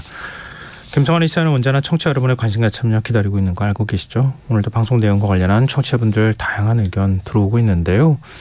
8356님, 새는 날기 위해 이빨과 위장을 없애고 뼛속까지 비웠다고 하죠. 제니퍼 에커맨의 날을 보면 날기 위해 몸을 비우는 것은 새란 존재의 아주 작은 시작일 뿐 새는 그보다 훨씬 크고 비상한 존재임을 알 수 있습니다. 자연에 존재하는 이들의 자연스러운 능력, 인간은 절대 자연스럽게 얻을 수 없는 능력 추앙합니다. 이렇게 문자 주셨고요. 5230님, 실용위성을 우주로 보낼 수 있는 발사체 기술을 보유한 7번째 국가. 이제 3차 발사의 가장 큰 목적은 우주 탐사를 위한 위성 기술을 검증하는 거겠죠. 꼭 성공하길 바라봅니다. 이렇게 또 문자 주시기도 하셨습니다. 내일 누리호 발사가 꼭 성공했으면 좋겠어요. 저도 사실은 이렇게 우주의 꿈을 꿀 수 있다는 것만으로도 가슴 벅찬 느낌을 받게 되거든요. 근데 또 그렇게 생각해 보면 우리 주변에는 우리의 인류가 너무 인간 중심으로 사고하는, 여기에 좀 빠져 있을 때 그런 오만함을 질타하는 자연의 신비로움이 굉장히 많다는 생각도 합니다. 근데 그런 것들 동시에 같이 보는 노력이 필요하지 않을까 싶어요. 어차피 우린 지구 안에서 살고 있잖아요. 우주 가서 살 날은 아직 먼 것 같고요. 네. 자, 청취자분들 의견 고맙습니다. 계속해서 의견 많이 보내주십시오. 저희가 추첨해서 당첨된 분들께 모바일 쿠폰 선물로 드리겠습니다. 참여하실 문자번호는 샵9730이고요. 짧은 문자 50원, 긴 문자는 100원의 정보 이용료가 부과됩니다. 콩 게시판, KBS 1라디오 유튜브 채널을 통해서도 무료로 참여하실 수 있습니다. KBS 1라디오 김성환의 시사야와 함께하고 계신 지금 시각은 11시 8분입니다.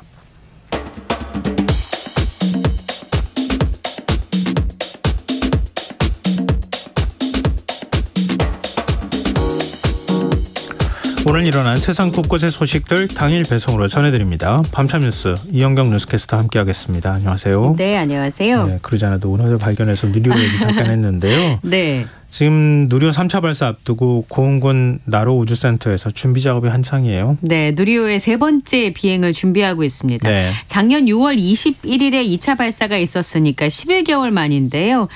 오늘 오전 11시 33분쯤에 전남 고흥군 나로 우주센터 내 발사대에 기립을 완료를 했고요. 네. 발사 준비 작업은 계획대로 순조롭게 진행이 되고 있습니다. 오늘 발사관리위원회가 누리호 이송과 관련돼서 발사 준비 상황을 점검해 보니까 특이한 사항이 없이 정상적으로 발사 준비 작업이 수행되고 있음을 확인했다라고 설명을 했고요. 오늘 오전 7시 20분부터 누리호를 조립동에서 발사대로 이송해서 발사대에 세웠습니다. 네. 전원 연료 산화체 그리고 추진체를 충전하기 위한 엄빌리칼 연결, 추진체가 새 나가지 않을지 확인하는 기밀 점검 등의 발사 점검을 마친 상황이고요. 네. 누리호 발사는 지금 예정 시각은 내일 오후 6시 24분에 예정이 되어 있습니다. 연료 충전은 당일날 진행이 될 거고요. 아마 우리 국민들이나 청취자분들 너무 이제 잘 아시게 됐어요. 네.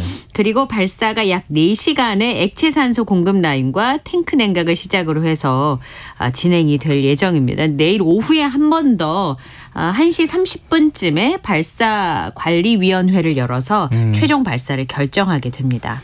오늘 소나기가 좀 내려가지고 작업이 지연됐다 이런 소식이 전해져서 네. 아유, 이거 어쩌나 또 이 발사가 늦어지는 거 아닌가 예. 이런 생각을 했거든요. 네. 근데 지금은 이제 괜찮다고 하네요. 내일 예. 날씨도 괜찮아요? 내일 강수 확률이 20% 정도 되니까 발사에 지장이 없는 조건인데요. 네. 갑작스럽게 소나기가 내리면서 발사 준비 작업이 조금 늦어지지 않겠는가라고 하는 예상들이 좀 있었습니다만 원래 한 7시쯤 끝날 예정이었는데요. 그러나 내일 발사에는 큰 변수가 되지 않을 것으로 보입니다. 보통은 이제 풍속이라든지 번개라든지 이런 것들이 이제 발사의 마지막 변수가 되기도 하는데요. 네. 내일 날씨가 고흥군 일대가 아까 날씨 잠깐 프로그램사에 나오기도 했었는데 네. 예, 18도와 19도로 포근하고요. 바람도 초속 3m로 잔잔할 것으로 보입니다. 최종적으로 이제 누리호를 쏘겠다는 결정이 내일 1시 반 정도, 오후 1시 반 정도의 결정이 내려지면 4시에서 5시쯤에 연료와 산화제가 누리호 동체에 주입이 됩니다.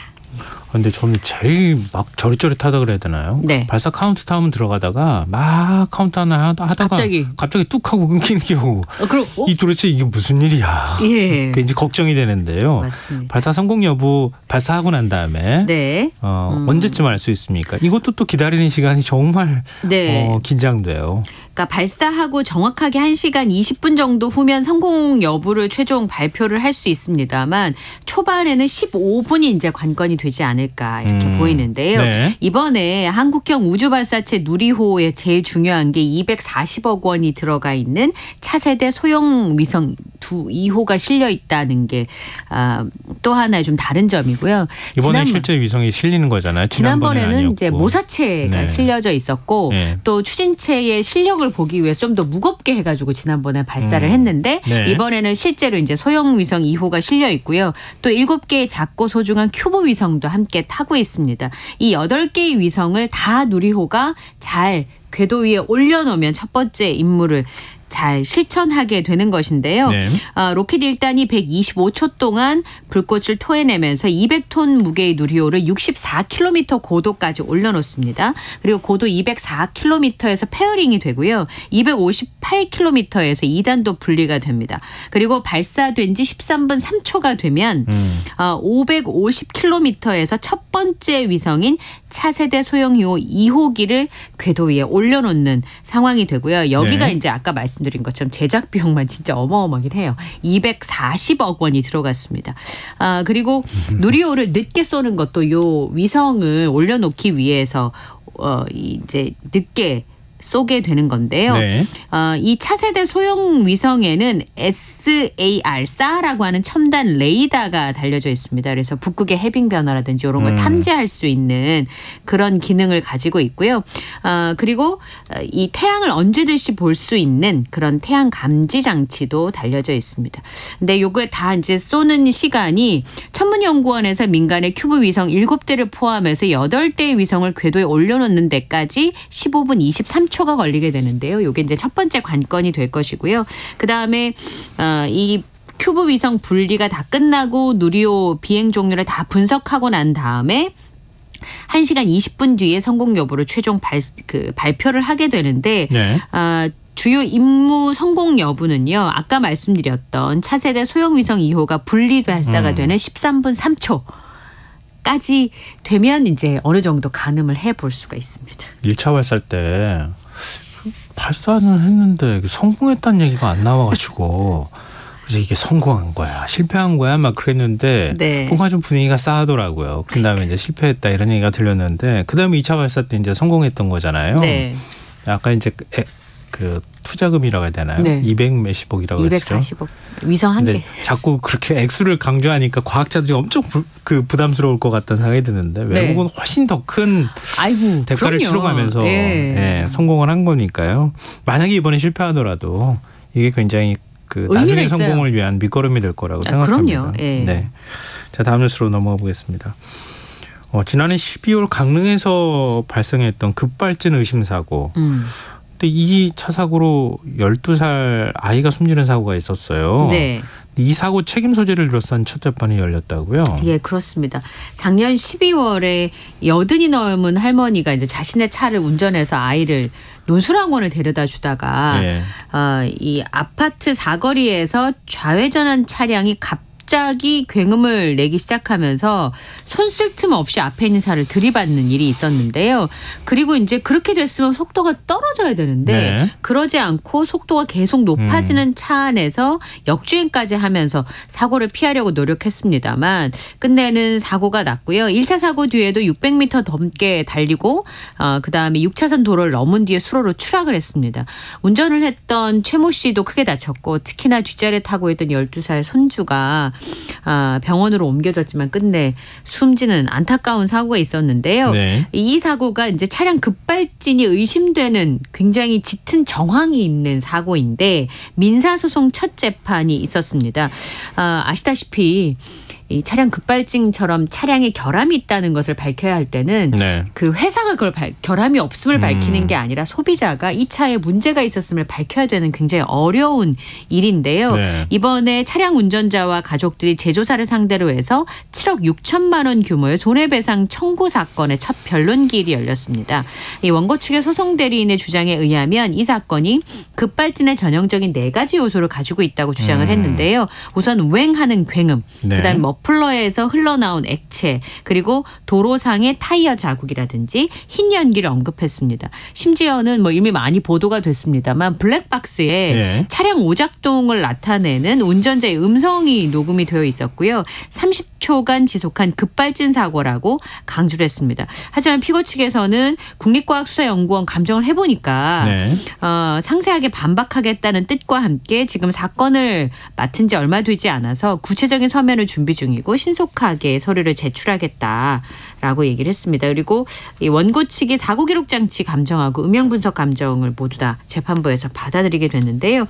할머니가 이게 제대로 차가 말을 안 들으니까 그 음성들이 다 녹음되어 있어서 이런 정황을 봤을 때 전문가 분들은 충분히 그런 정황이 더 있다 이런 얘기를 하고 있습니다. 근데 지금 운전자가 재판부를 향해 호소를 했다고요? 예. 근데 이 말씀을 좀 드리면 이 숨진 12살 도연인데요. 도연이 할머니와 도연이 아빠가 5분 거리에 사시는데 사고가 난 다음에 자주 못 만나신대요. 만나면 자꾸 눈물 나고 그러니까 얘기를 못하는 그런 상황이 왔는데 이 운전하신 분의 경우에는 사랑하는 손자를 잃고 저만 살아남아서 괴롭다라고 하면서 본인의 과실로 손자를 하늘나라로 보냈다는 누명을 쓰고 살아갈 수 없기 때문에 재판부에서 이 진실을 밝혀달라고 간곡히 부탁하면서 흐느끼기도 했습니다.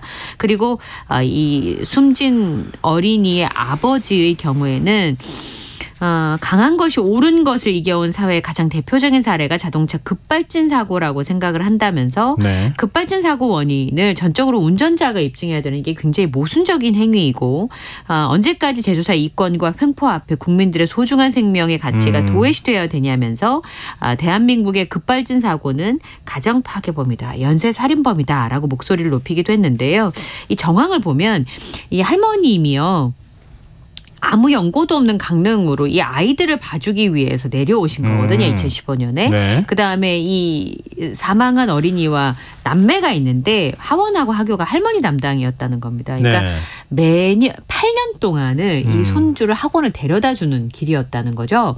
그리고 특히나 지금 다니던 논술학원 3년이나 넘게 다녔다는 거예요. 제가 이 말씀 드리는 거는 굉장히 익숙한 길이었다는 거죠. 그러니까 운전자의 과실로 어떤 문제가 발생하기는 좀 희박해 보이는 상황이었다는 건데요. 이 사고 원인 규명을 위해서 차량 제조사를 상대로 해서 민사소송에다 탄원서를 낸 상황인데 저녁마다 아이가 보고 싶어서 죄책감이 들어서 눈물로 밤을 새우고 있다라고 호소를 하기도 했습니다. 근데 사실 이 제조물 책임법에 그 제조사가 이런 것에 대해서 네. 이 만약에 책임이 있는지 없는지 원인 규명을 할 그 의무를 부과하면 괜찮을 텐데 지금 그렇지가 않잖아요. 그렇습니다. 그러니까 급발진 사고가 인정된 경우가 거의 없는 거죠. 예, 맞습니다. 급발진 사고가 1년에 평균 한 그렇게 의심된 사고가 한 60건 정도가 발생을 하는데요. 급발진이라고 인정된 사례가 거의 한 건도 없는 것으로 지금 알고 있거든요. 없어요. 예. 실제로는 뭐 예를 들어서 2019년 같은 경우에 경기도 양주에서 편의점에 있던 40대 여성이 사망을 했습니다. 검찰과 경찰에선 급발진이 아니라 운전자의 과실치사라고 재판에 넘겼는데 결론이 어떻게 났냐면 1심과 2심이 운전자 과실로 인정하기 어렵다면서 무죄가 나왔습니다. 네. 그러면 소비자가 의심하는 것처럼 급발진도 아니고 또 경찰이나 검찰이 의심하는 것처럼 운전자 과실도 아니다. 이런 결론이 나게 되는 거죠. 근데 실제로 이번 사건 같은 경우는 말씀드렸던 것처럼 굉음이 난다든지 급가속이 난다든지 당황하는 운전자 얘기들을 봤을 때만 해도 이거 안 돼. 그러니까 정상적으로 본인이 하던 패턴을 함에도 불구하고 이게 차가 말을 듣지 않는다. 네. 그리고 이게 가속 페달을 계속 밟는 게 나오는데요. 유족 측의 주장에 의하면 5초 동안 가속 페달을 밟았어요. 네. 운전하시지만 시속 110km에서 5초 동안 가속 페달을 계속 밟았다면 이게 빠르게 올라가야 되잖아요. 속도가. 그런데 속도가 110km에서 116km 정도밖에 안 올라갔다는 거예요. 그러니까 차량 자체에 페달에 무슨 결함이 있는 것처럼 느껴지는 대목이잖아요. 예. 그렇지만 이런 상황에서도 차량 제조사와 소송을 하면서 결함을 이제 소비자가 입증해야 된다는 건 글쎄요. 이게 좀 자동차 부품이 2만 개가 넘는 데인데 네. 전문가가 아닌 소비자가 그런 부분들을 얼마나 입증할 수 있을 것인가 하는 부분엔 좀 의문이 있습니다. 근데 뭐 우리가 단정해서 미리 뭐 얘기하기는 어려운 문제이긴 하지만 뭐 그런 건 있잖아요. 외국에서 특히 이제 미국 같은 경우에 우리나라 완성차 업체가 가가지고 뭐 결함이 조금 있다던가 아니면 뭐 소비자 불만이 많이 나온다던가 이번에 뭐 키가 조금 문제가 있어서 자꾸 차량 도난 사고가 난다거나 이렇게 할 때 막 수천억 원씩 물어주잖아요. 합의까지 해주잖아요. 그렇죠. 네. 국내에서는 너무 야박하게 그러는 거 아닌가? 네. 이런 건 볼 때마다 조금 느껴요. 물론 요즘 뭐 리콜을 잘해주고 있다고는 하는데 하여튼 여러 면에서는 조금 좀 아쉬운 생각이 듭니다. 네, 자 지금 여러분께서는 KBS 라디오 김성환의 시사회와 함께하고 계십니다. 밤사임수 계속 이어가겠습니다. 이거를 어떻게 봐야 될지 모르겠어요. 이 기사 오늘 많은 분들이 보셨을 것 같아요. 공공기관 실수로 채점도 하지 않은 자격시험 답안지가 파쇄되는 일이 벌어졌어요. 그러니까 4월 23일에 서울의 한 중학교에서 2023년 정기기사 산업기사 제1회 필탑형 실기시험이 있었습니다. 건설기계 설비 기사를 포함해서 61개 종목에 609명이 응시한 시험이었는데요. 시험은 잘 치렀습니다. 그런데 문제는 말씀하신 것처럼 답안지가 채점이 안 되고 아예 그냥 파쇄되어 버리는 일이 벌어졌는데요. 시험이 끝나고 나서 답안지가 이제 포대에 봉인이 돼서 서울 서부지사로 운반이 됐습니다. 16개 시험장에서 나온 답안지 포대가 18개였는데 이게 금고에 보관을 하다가 그다음에 공단 본부의 채점센터로 들어가야 돼요. 그러니까 6월까지 채점을 맞춰야 되는 상황인데 여기 예. 착오가 생겨가지고 그 포대 중에 한 개가 누락이 됐습니다. 그런데 이거 이제 포대를 이게 문제지 남은 거다 이렇게 판단을 해서 착각을 한 거죠. 문제지가 남은 거라고. 네, 그래서 예. 파쇄가 되어 버린 겁니다. 근데 공단에서 계속 몰랐어요. 20일이나 지나고 난 다음에 이런 일이 발생했다는 걸 알게 됐습니다. 그래서 답안지가 누락된 거를 나중에 발견을 하고 시험장, 서부지사, 파쇄 담당 업체를 조사를 했고 21일 오전이 돼서야 답안지가 파쇄됐다는 사실을 확인을 했습니다. 예. 그래서 결론은 어떻게 내렸냐면 피해 수험생이 609명이잖아요. 다음 달 1일부터 그러니까 6월 1일부터 4일 사이 하루를 선택해서 추가 시험을 봐야 되는 상황인데요. 원래 합격 발표일이 6월 9일이에요. 그 미뤄지면 안 된답니다. 왜냐하면 6월 10일하고 14일 날 국가지방직 공무원 시험이 있는데 기사 자격증을 가지고 있는 사람만이 응시를 할 수 있는 자격을 갖게 되기 때문에 그 전에 끝내야 되는 상황인 거죠. 네. 만약에 재시험을 치르지 못하는 수험생이 있으면 최대한 날짜를 맞춰서 혼자서라도 시험을 볼 수 있게 조치를 취한다라는 거고요. 응시를 희망하지 않은 수험생에게는 수수료를 환불해 준다고 합니다. 이 수험생들 입장에서는 사실은 시험이라는 게 한 번 딱 보는 거잖아요. 그렇죠. 여러 번 보게 하면은 평균 낸다고 하면 이번 시험은 좀 망치더라도 다음 시험 잘 보면 되지 이렇게 했는데 네. 지난 시험 잘 봤는데 다음 시험부터 잘 보려는 법도 없고. 근데 시험 직전에 저는 늘 하는 경험이지만 시험 직전에 뭔가 많이 암기를 했는데 돌아서면 하나도 기억이 안 나거든요. 저도 그런 경험 많아요. 그런데 제가 생각을 해봤어요. 이건 전문 시험이잖아요. 예. 시험 직전까지 다 머릿속에 채워놨던 거를 다시 시험을 본다? 그러면 지난번에 좀 잘 봤다 할지라도 이번에 제 시험은 성적이 나쁠 가능성도 있죠. 그럼 불이익이 충분히 생길 수 있는 거잖아요. 그럼 반응이 어떻습니까? 지금 납득하기 쉽지 않을 것 같은데. 지금 이사장을 사퇴하라 이런 얘기까지 나오고 있는데요. 피해 수험생들이 굉장히 화가 많이 났습니다.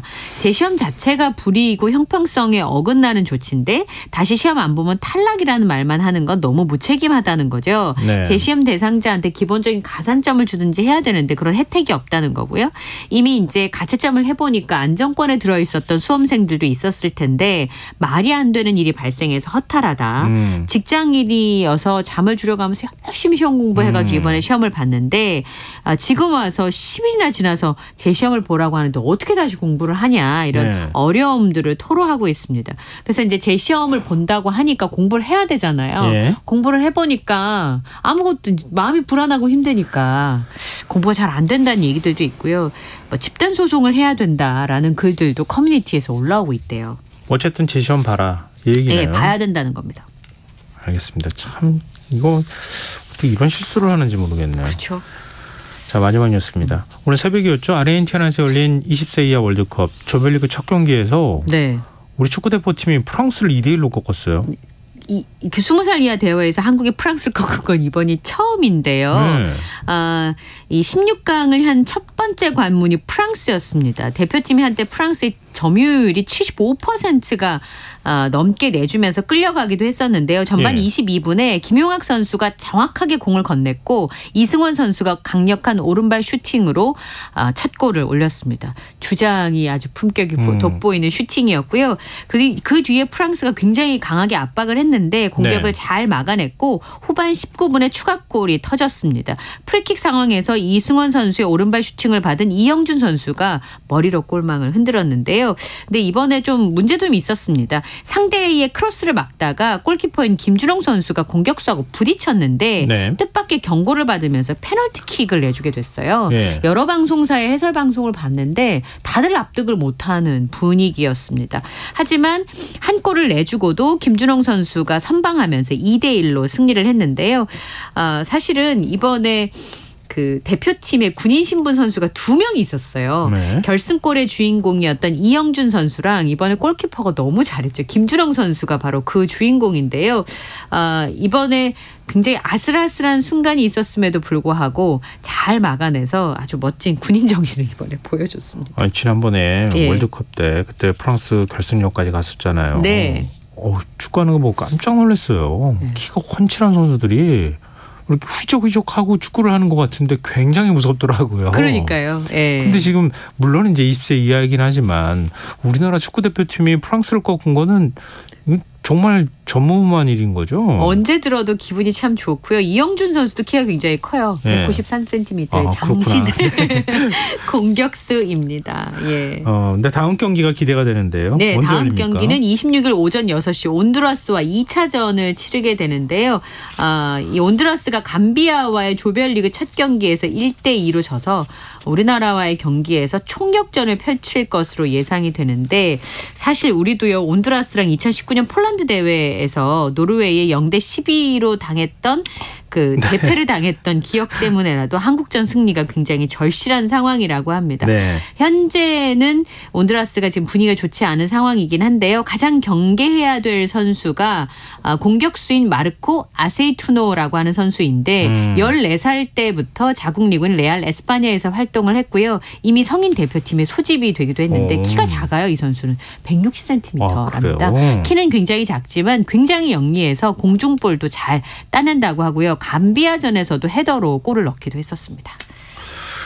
좀 선전했으면 좋겠습니다. 네, 진짜 반가운 소식이었어요. 프랑스가 이겼다더니. 예. 국민들도 조금 힘들어하고 그러는데 네. 이럴 때 좀 우승 소식이나 뭐 다른 선수들 뭐 우승까지는 안 가더라도 선전하는 모습 많이 보여줘서 국민들한테 힘 많이 줄 수 있었으면 좋겠습니다. 네, 오늘 밤참스 여기까지 하겠습니다. 지금까지 이현경 뉴스캐스터와 함께했습니다. 고맙습니다. 감사합니다.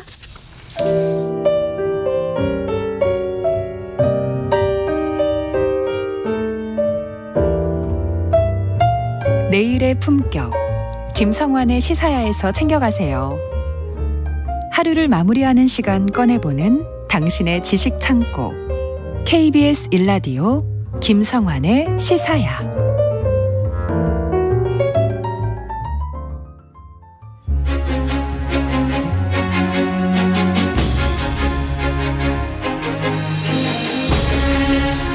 지금 국립고궁박물관에서는 서해 유성룡이 지니고 다녔다는 경자년 대통령이 전시되고 있습니다. 지난해 일본에서 구입 환수한 경자년 대통령은 1600년판 다이어리라고 할 수 있는데요. 여기에는 충무공 이순신 장군의 최후를 묘사한 부분도 있고 세종의 흔적도 남아있다고 합니다. 흔적 역사, 오늘은 유성룡 다이어리에 남겨진 이야기 살펴보도록 하겠습니다. 이기환 히스토리텔러 나와 계십니다. 안녕하세요. 안녕하세요. 네. 이게 1600년판 다이어리 하니까 이게 뭐지? 이런 생각이 좀 들기도 하는데요. 그렇죠. 네. 일단 이 다이어리에 이순신 장군과 관련한 내용이 담겨 있다고요? 예, 그렇습니다. 그 이순신 장군 관련 메모는 그 임시로 철에 넣은 표지에 아주 빼곡하게 쓰여져 있는데요. 내용은 이렇습니다. 그 해전, 그러니까 노량해전에 그러니까 1598년 11월 19일인데 노량해전 때 부장들이 만류하면서 대장께서 스스로 가벼이하시면 안 된다라고 했는데 그러나 이 장군이 듣지 않고 직접 출전해서 전투를 독려하다가 날아온 탄환을 맞고 전사했다라는 그런 내용입니다. 충무공의 최후를 묘사한 거잖아요. 그렇습니다. 그러면은. 근데 다른 데는 또 다른 기록이 남아 있죠. 그렇습니다. 선조실록 그걸 보면 1598년 11월 27일자인데 그 실록을 쓴 기자가 뭐라 그러냐면 굉장히 청사에 남을 그런 명언을 전하죠. 뭐라 그러냐면 몸소 활을 쏘다가 외적의 탄환을 맞고 쓰러지니 옷으로 시신을 가리고 북을 치면서 진격했다. 군사들이 이순신은 죽지 않았다라고 여겨 용기를 내어 공격했다. 외적이 대패하니 사람들은 죽은 순신이 산 외적을 물리쳤다라고 하면서 사순신 파생회라고 했는데 굉장히 큰 명언입니다. 지금까지도 뭐 인구에 해제되는데요. 그리고 백사 이항복도 역시 인구에 해제되는 장군의 최후를 기록했는데요. 이것도 참 듣고 보면 그렇습니다. 장군이 배 위에 꿇어앉아서 오늘 결사항전에 나서니 하느님께서 반드시 적을 섬멸하게 해주소서라고 기도했다. 장군이 운명하기 전에 주변을 돌아보면서 내가 죽었다는 말을 하지 마라라고 했다라고 전했습니다. 이 굉장히 이것도 유명한 말이잖아요. 그렇습니다. 내가 죽었다는 말을 하지 마라. 사기 떨어질까 봐. 근데 이게 영화나 아니면 드라마에도 이런 장면들이 나오는데 보면 볼수록 들으면 들을수록 가슴이 벅차올라요. 뭐 찡하죠. 그러니까 이 유성룡의 서해집 역시도 날아오는 탄환이 가슴을 뚫고 지나갔는데 부하들에게는 싸움이 급하니 절대로 내가 죽었다는 말을 하지 마라라고 전했는데요. 이번에 확인된 메모 역시도 서해가 육필로 장군의 최후를 증언하고 있다는 점에서 그 가치는 굉장히 큰 건데요. 무엇보다도 부장들이 대장께서 스스로 가벼이하시면 안 된다라는 그런 대목, 대장 불의 자경이라고 했는 그런 만류한 대목, 그리고 장군이 직접 출전해서 전투를 독려했다라고 해서 친출 독전이라는 내용, 이거는 징비록에도 보이지 않는 내용이다. 구절이다라고 합니다. 그럼 새로운 사료가 이번에 이 다이어리를 통해서 발굴이 된 거네요. 이런 요 없었던 대목이 나왔다라는 예. 의미가 있는 거고요. 예. 저는 이 유성룡 다이어리의 어떤 가치를 물론 이제 되게 인정을 하면서도 예. 유성룡이 이렇게 초서로 흘려 쓴 메모가 이렇게 쭉 있는데 활자로 인쇄된 조선시대 다이어리라고 하는 그런 대통령 달력에 사실 또 눈길이 또 갔는데요. 예. 이 대통령이 무엇인지 어떤 의미가 있는지도 사실 좀 이번에 좀 공부를 해봤는데 네. 이 대통령이라는 것은 1370년 고려 공민왕 때더라고요. 수입된 명나라 달력이에요. 그러니까 그것이 1653년 효종 때까지 이때 서양의 역법을 가하면 시언력이 도입이 되는데 네. 한 300년 가까이 조선에서 사용된 달력이다라고 할 수 있습니다. 근데 달력을 300년씩이나 써요? 아니, 명나라 달력을 300년 가까이 예. 썼다는 얘기잖아요. 해마다 이렇게 달력을 바꾸긴 하지만 그 체제를 그렇게 명나라 달력을 썼다라는 건데요. 이것도 약간 우리 입장에서 우리 달력이 있을 수 있는데. 겉으로 보기에는 사실은 지금 얘기했던 명나라 달력일 수가 있는데요. 네. 이름이 사실은 뭐냐면 대명 만력 28년 대통령이라고 했기 때문에 명나라 달력이라고 할 수 있는데 왜 우리가 천기라고 하잖아요. 예. 천긴술만 천기. 그렇죠. 이 예부터 이게 천문 기상의 관측 이거는 중국 천자 즉 황제의 고유 권한이었다라는 거잖아요. 중국 체제에서는. 그래서 네. 제가 만날 하는 얘기가 있죠. 그 뭐냐면 3,300년 전 무렵에 중국 상나라 때 만들어진 상형 문자의 왕자를 보면 네. 이게 보면 하늘과 땅을 연결해 주는 그런 사람이 하나 중간에 딱 버티고 있는 그 사람이 바로 임금이다. 이게 이제 상형 문자의 왕자다라는 거죠. 네. 그래서 서경의 요전편을 보면 하늘의 뜻을 읽는 그런 천자만이 농사를 짓는 백성들에게 필요한 시간과 절기를 베풀어 줄 수 있다라는 그런 내용이 있거든요. 그럼 오로지 시간과 절기를 정해줄 수 있는 사람은 네. 중국 황제다. 그렇습니다. 어떻게 보면 누구나 천체 운행을 읽어서 이른바 천기를 누설해서 예. 그 시간과 절기를 멋대로 정하면 사실 어떻게 되겠습니까? 세상이 뒤죽박죽 엉망이 되겠죠. 그렇죠, 예전부터 그렇죠. 그랬을 거예요. 예. 그래서 이 중국 중심의 동양에서는 천자만이 제후국 신하에게 달력을 만들어서 배포할 권한을 갖고 있었다라고 했기 때문에 네. 조선도 원칙적으로는 명나라 황제가 해마다 동짓날에 제작 반포했던 이듬해 새 달력을 받아온 거거든요. 대통령을 받아온 건데요. 네. 그때 이제 그 달력을 받으러 가는 예. 그런 동짓날 즈음에 가는 그런 사절단 이름을 동짓날에 간다 그래서 동지사라는 그런 예. 그렇죠. 학창 시절에 다 배웠죠. 예. 동지사라는 예. 표현이. 예. 근데 동지사가 그러면 가면 예. 중국 황제로부터 예. 중국 달력을 받아와서 예. 그대로 인쇄해서 사람들한테 나눠줬다는 원래는 거잖아요. 그래서 원칙적으로는 그것이 이제 그렇게 됐었는데 그래서 예. 제가 원칙적이라는 수식어를 붙였는데요. 그 이유가 있었던 게 왜 원칙적이라는 말을 붙였냐. 예. 일단 동지사의 중국 체류 기간이 굉장히 길었어요. 그래서 동짓날 즈음에 했던 동지사가 40일에서 60일 정도 영경 즉 베이징 북경에 머문 뒤에 네. 이듬해 3월 말이나 4월 초에 귀국을 한 것이 통례였거든요. 말이 안 되잖아요. 그렇죠. 3월 말이나 4월이면 모내기도 해야 되는데 그때 달력 받아오면 언제 절기를 알고 합니까? 그래서 그때면 이미 농사 짓느라고 한창인데 예. 무슨 철진한 달력이냐 그렇죠. 그런 생각을 하잖아요. 그래서 예. 실제로 선조실록 1599년 12월 16일자를 보면 선조가 이렇게 얘기를 해요. 중국이 달력을 반포하기 전에 우리나라 역서 달력을 배포하는 것이 좀 어쩐지 꺼림칙하다라고 얘기를 하는데 네. 그러니까 승정원이라든가 예조라든가 관상감 같은 그런 관련 기관에서 예. 일제히 나서서 이렇게 얘기를 합니다. 중국에서는 해마다 10월 1일 날이 되면 달력을 나눠주는데 우린 동지사가 귀국하는 날을 기다리면 설이 지난다. 백성들은 절기를 알지 못해서 농사 때를 놓칠 우려가 있다. 네, 그렇죠. 빨리 달력을 배포해야 된다. 그래서 이제 중국 달력을 기다리지 않고 자체 제작해둔 달력을 배포하는 거죠. 그럼 동지사는 뭐예요? 동지사는 그냥 요식행위였다는 거예요? 그렇습니다. 요식행위였다라고 볼 수가 있는 거죠.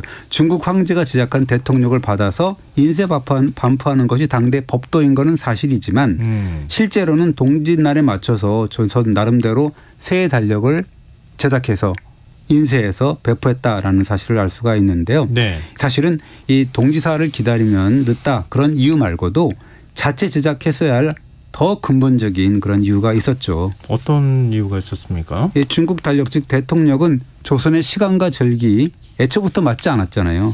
그게 중국이 만든 그렇죠. 달력인데. 왜냐하면 영경 즉 북경하고 서울의 위도 경도가 다른데 그렇죠. 어떻게 같은 달력을 쓸 수 있단 말입니까? 네.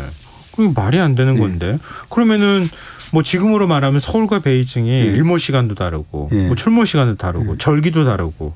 그럼 같은 달력 쓰면 원래부터 안 됐던 거였잖아요. 그렇죠. 그래서 이 세종대왕은 군주는 백성을 하늘로 삼고 백성은 먹을 것을 하늘로 여긴다라는 그런 그 고사를 누누이 강조한 분이거든요. 네네. 그런 마당에 시간과 절기가 다르면 백성들이 어떻게 농사를 지을 수가 있느냐. 그래서 마침내 세종이 서울 하늘에서 일어나는 천문현상을 연구해서 조선 실정에 맞는 역법을 만들죠. 그것이 우리가 잘 아는 칠정산 내편이지 않습니까? 우리 시간에도 칠정산에 대해서 말씀해 주신 적이 있잖아요. 그러니까 우리 실정에 맞는 달력을 뭐 예를 들면은 위도 경도에 맞춰가지고 시각 절기를 계산해서 달력을 만들었다. 우리도. 그렇습니다. 그래서 이 서울 즉 한양을 기준으로 일출 일몰 시각을 정하고 주야 시간 길이를 정했다는 것이 굉장히 중요한 의미를 갖는데요. 네. 그래서 이 칠정산 내편을 보면은 거기서 구한 서울의 동짓날 낮의 길이가 39각이라고 되어 있는데 중국 영경 즉 베이징의 38각보다도 1각 정도 길었습니다. 1각이 14분 24초 정도 되거든요. 네. 그러니까 서울의 동짓날 낮 길이는 위도가 높은 베이징에 비해서 현대 시간으로 한 14분 이상 뭐 긴 것이 밝혀졌죠. 왜냐하면 위도가 우리가 낮으니까 당연히 그렇게 됐겠죠. 그렇죠. 그래서 조선 정기의 문신인 심수경이라는 사람의 견한 잡록을 보면 중국은 낮의 길이가 가장 길 때가 60각이고 조선은 61각이다. 조선의 일출이 가깝기 때문에 1각의 차이가 있는 것이고 이것을 참조해서 달력을 활자로 우리가 인쇄해서 서울과 지방에 배포했다라고 분명히 밝히고 있습니다. 그럼 유성룡의 대통령에는 이 다이어리 내용이 이런 절기 기록이 돼 있는 거예요? 그러니까 이번에 우리 실정에 맞춘 거로? 이번에 구입 환수된 이런 유성룡 다이어리 이게 무늬만 중국 달력이지 실상은 조선의 독자적인 달력이다. 라는 것을 이번에 이제 우리가 파악을 해보니까 알 수 있었는데요. 제가 사실은 이 대통령의 원본을 구해가지고 이 연구자한테 이제 그걸 주면서 뭐 좀 연구 좀 해보라 그랬더니 너무도 친절하게 연구해서 저한테 알려주더라고요. 속속해서. 그렇습니다.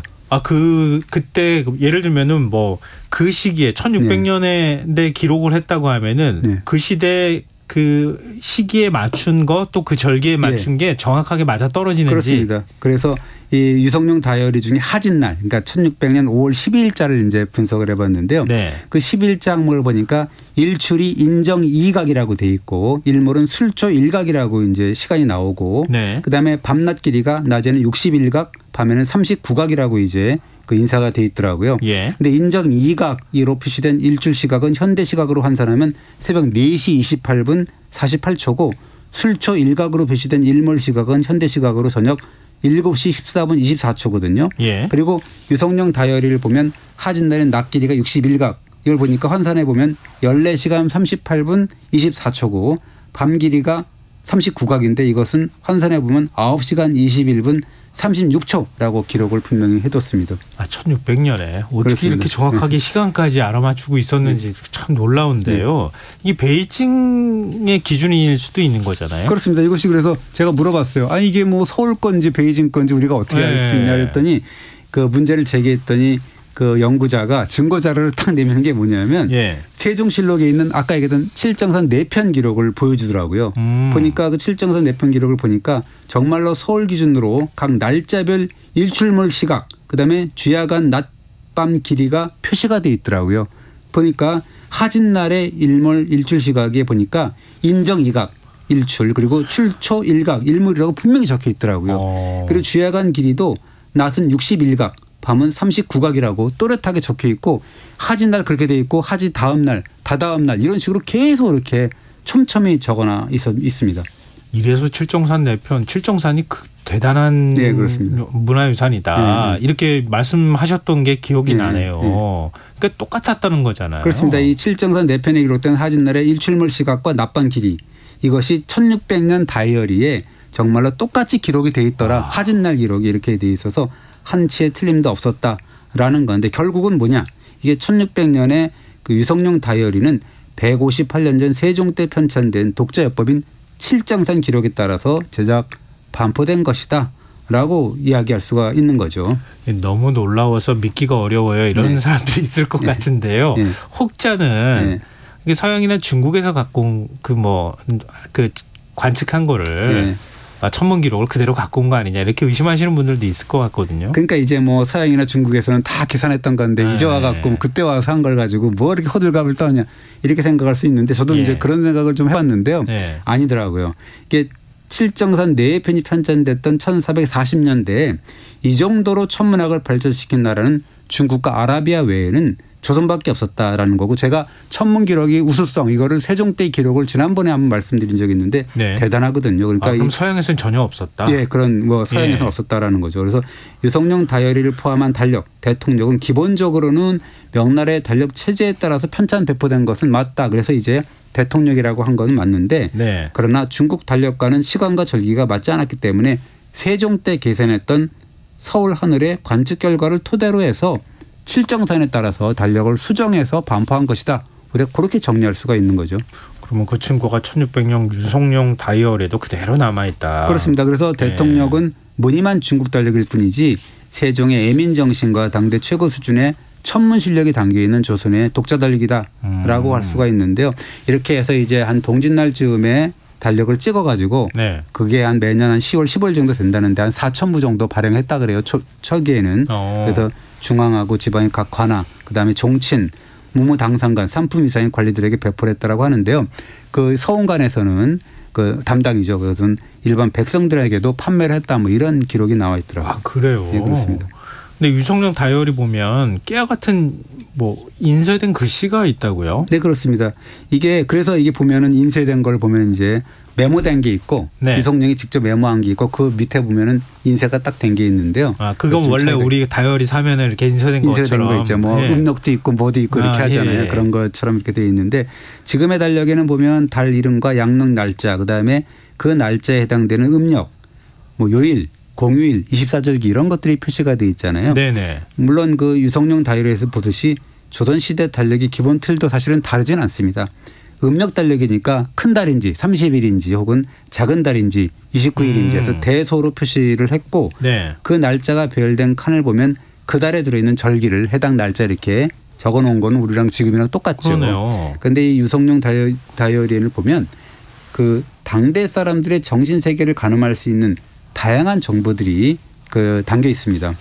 근데 저는 정말 신기한 게요. 초서체 아까 글씨 썼다고 말씀하셨잖아요. 그거 어떻게 알아보는지 너무 신기해요. 그렇습니다. 저도 그냥 그랬으니까 해석해 놓은 걸 보는 거지.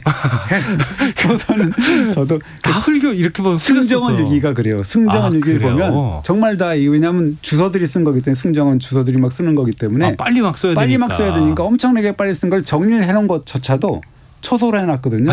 근데 그걸 보면 눈이 막 돌아갑니다. 근데 그걸 어떻게 번역을 해놨는지 참 정말 번역하는 분들을 보면 정말 대단하다는 생각이 좀 들죠. 이번에도 그러면 그 다이어리에 그런 방식으로 쓰여 있다는 거잖아요. 근데 이제 인쇄된 거는 정자로 쓰여 있고 유성룡만 유성룡이 그렇게 돼 있다는 건데 이게 사실은 그 이 천문 관측과 관련해서 인쇄된 걸 보면 이게 사실 철학적인 내용이에요. 그래서 이게 해석이 굉장히 어려워서 다 할 필요는 없을 것 같고 우리가 24절기가 있잖아요. 그래서 사실 3등분으로 나눴더라고요.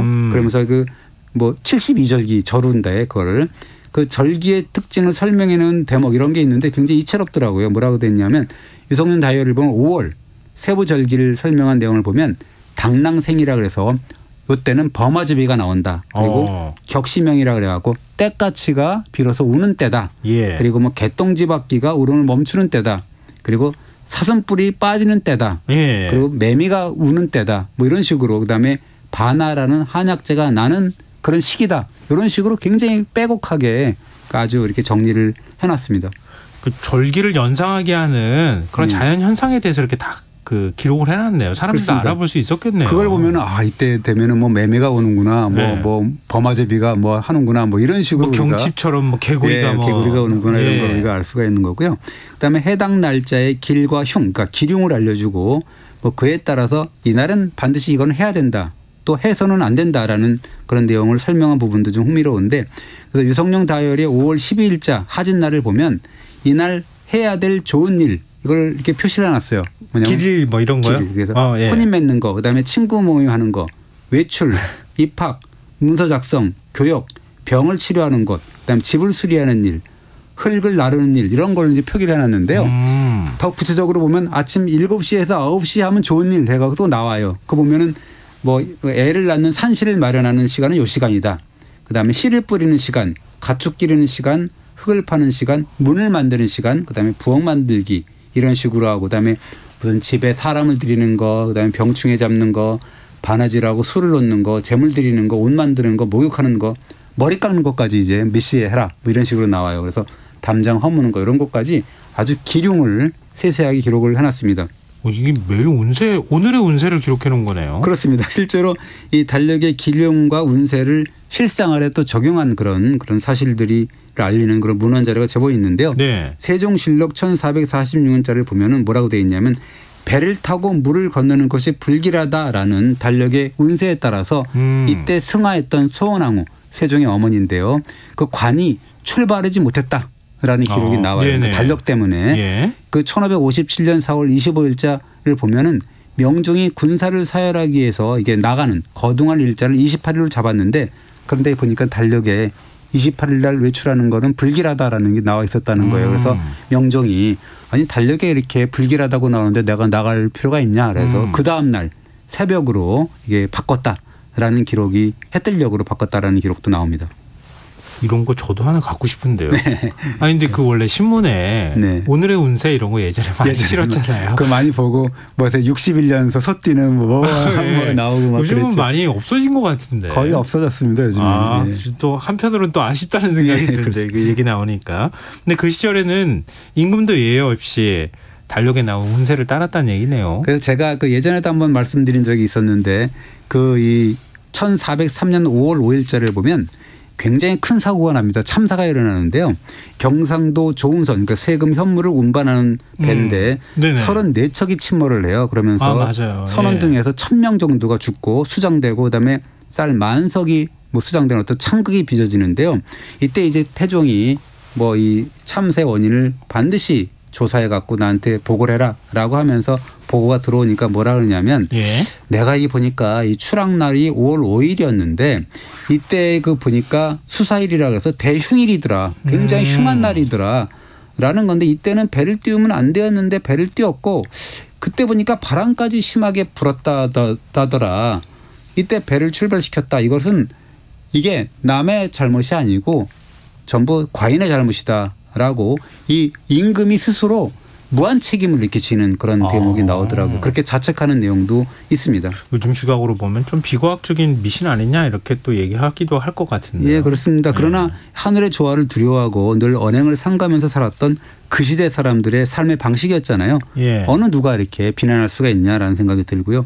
어떻게 보면 이송룡 다이어리를 보니까 이순신 장군의 충심뿐만 아니라 백성을 궁휼하게 여겼던 세종의 애민정신까지 녹아있다라는 거고요. 그리고 당대 사람들의 깨알 같은 그런 하루하루의 삶까지 이렇게 녹아있더라라는 것을 우리가 알 수가 있었습니다.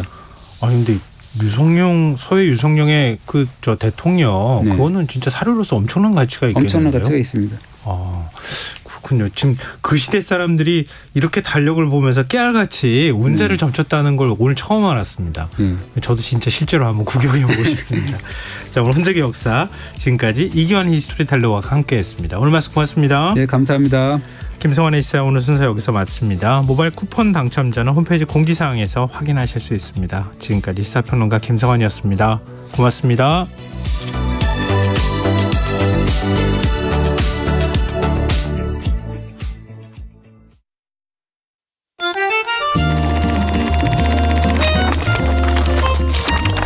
강유정의 영화관, 정여울의 도서관.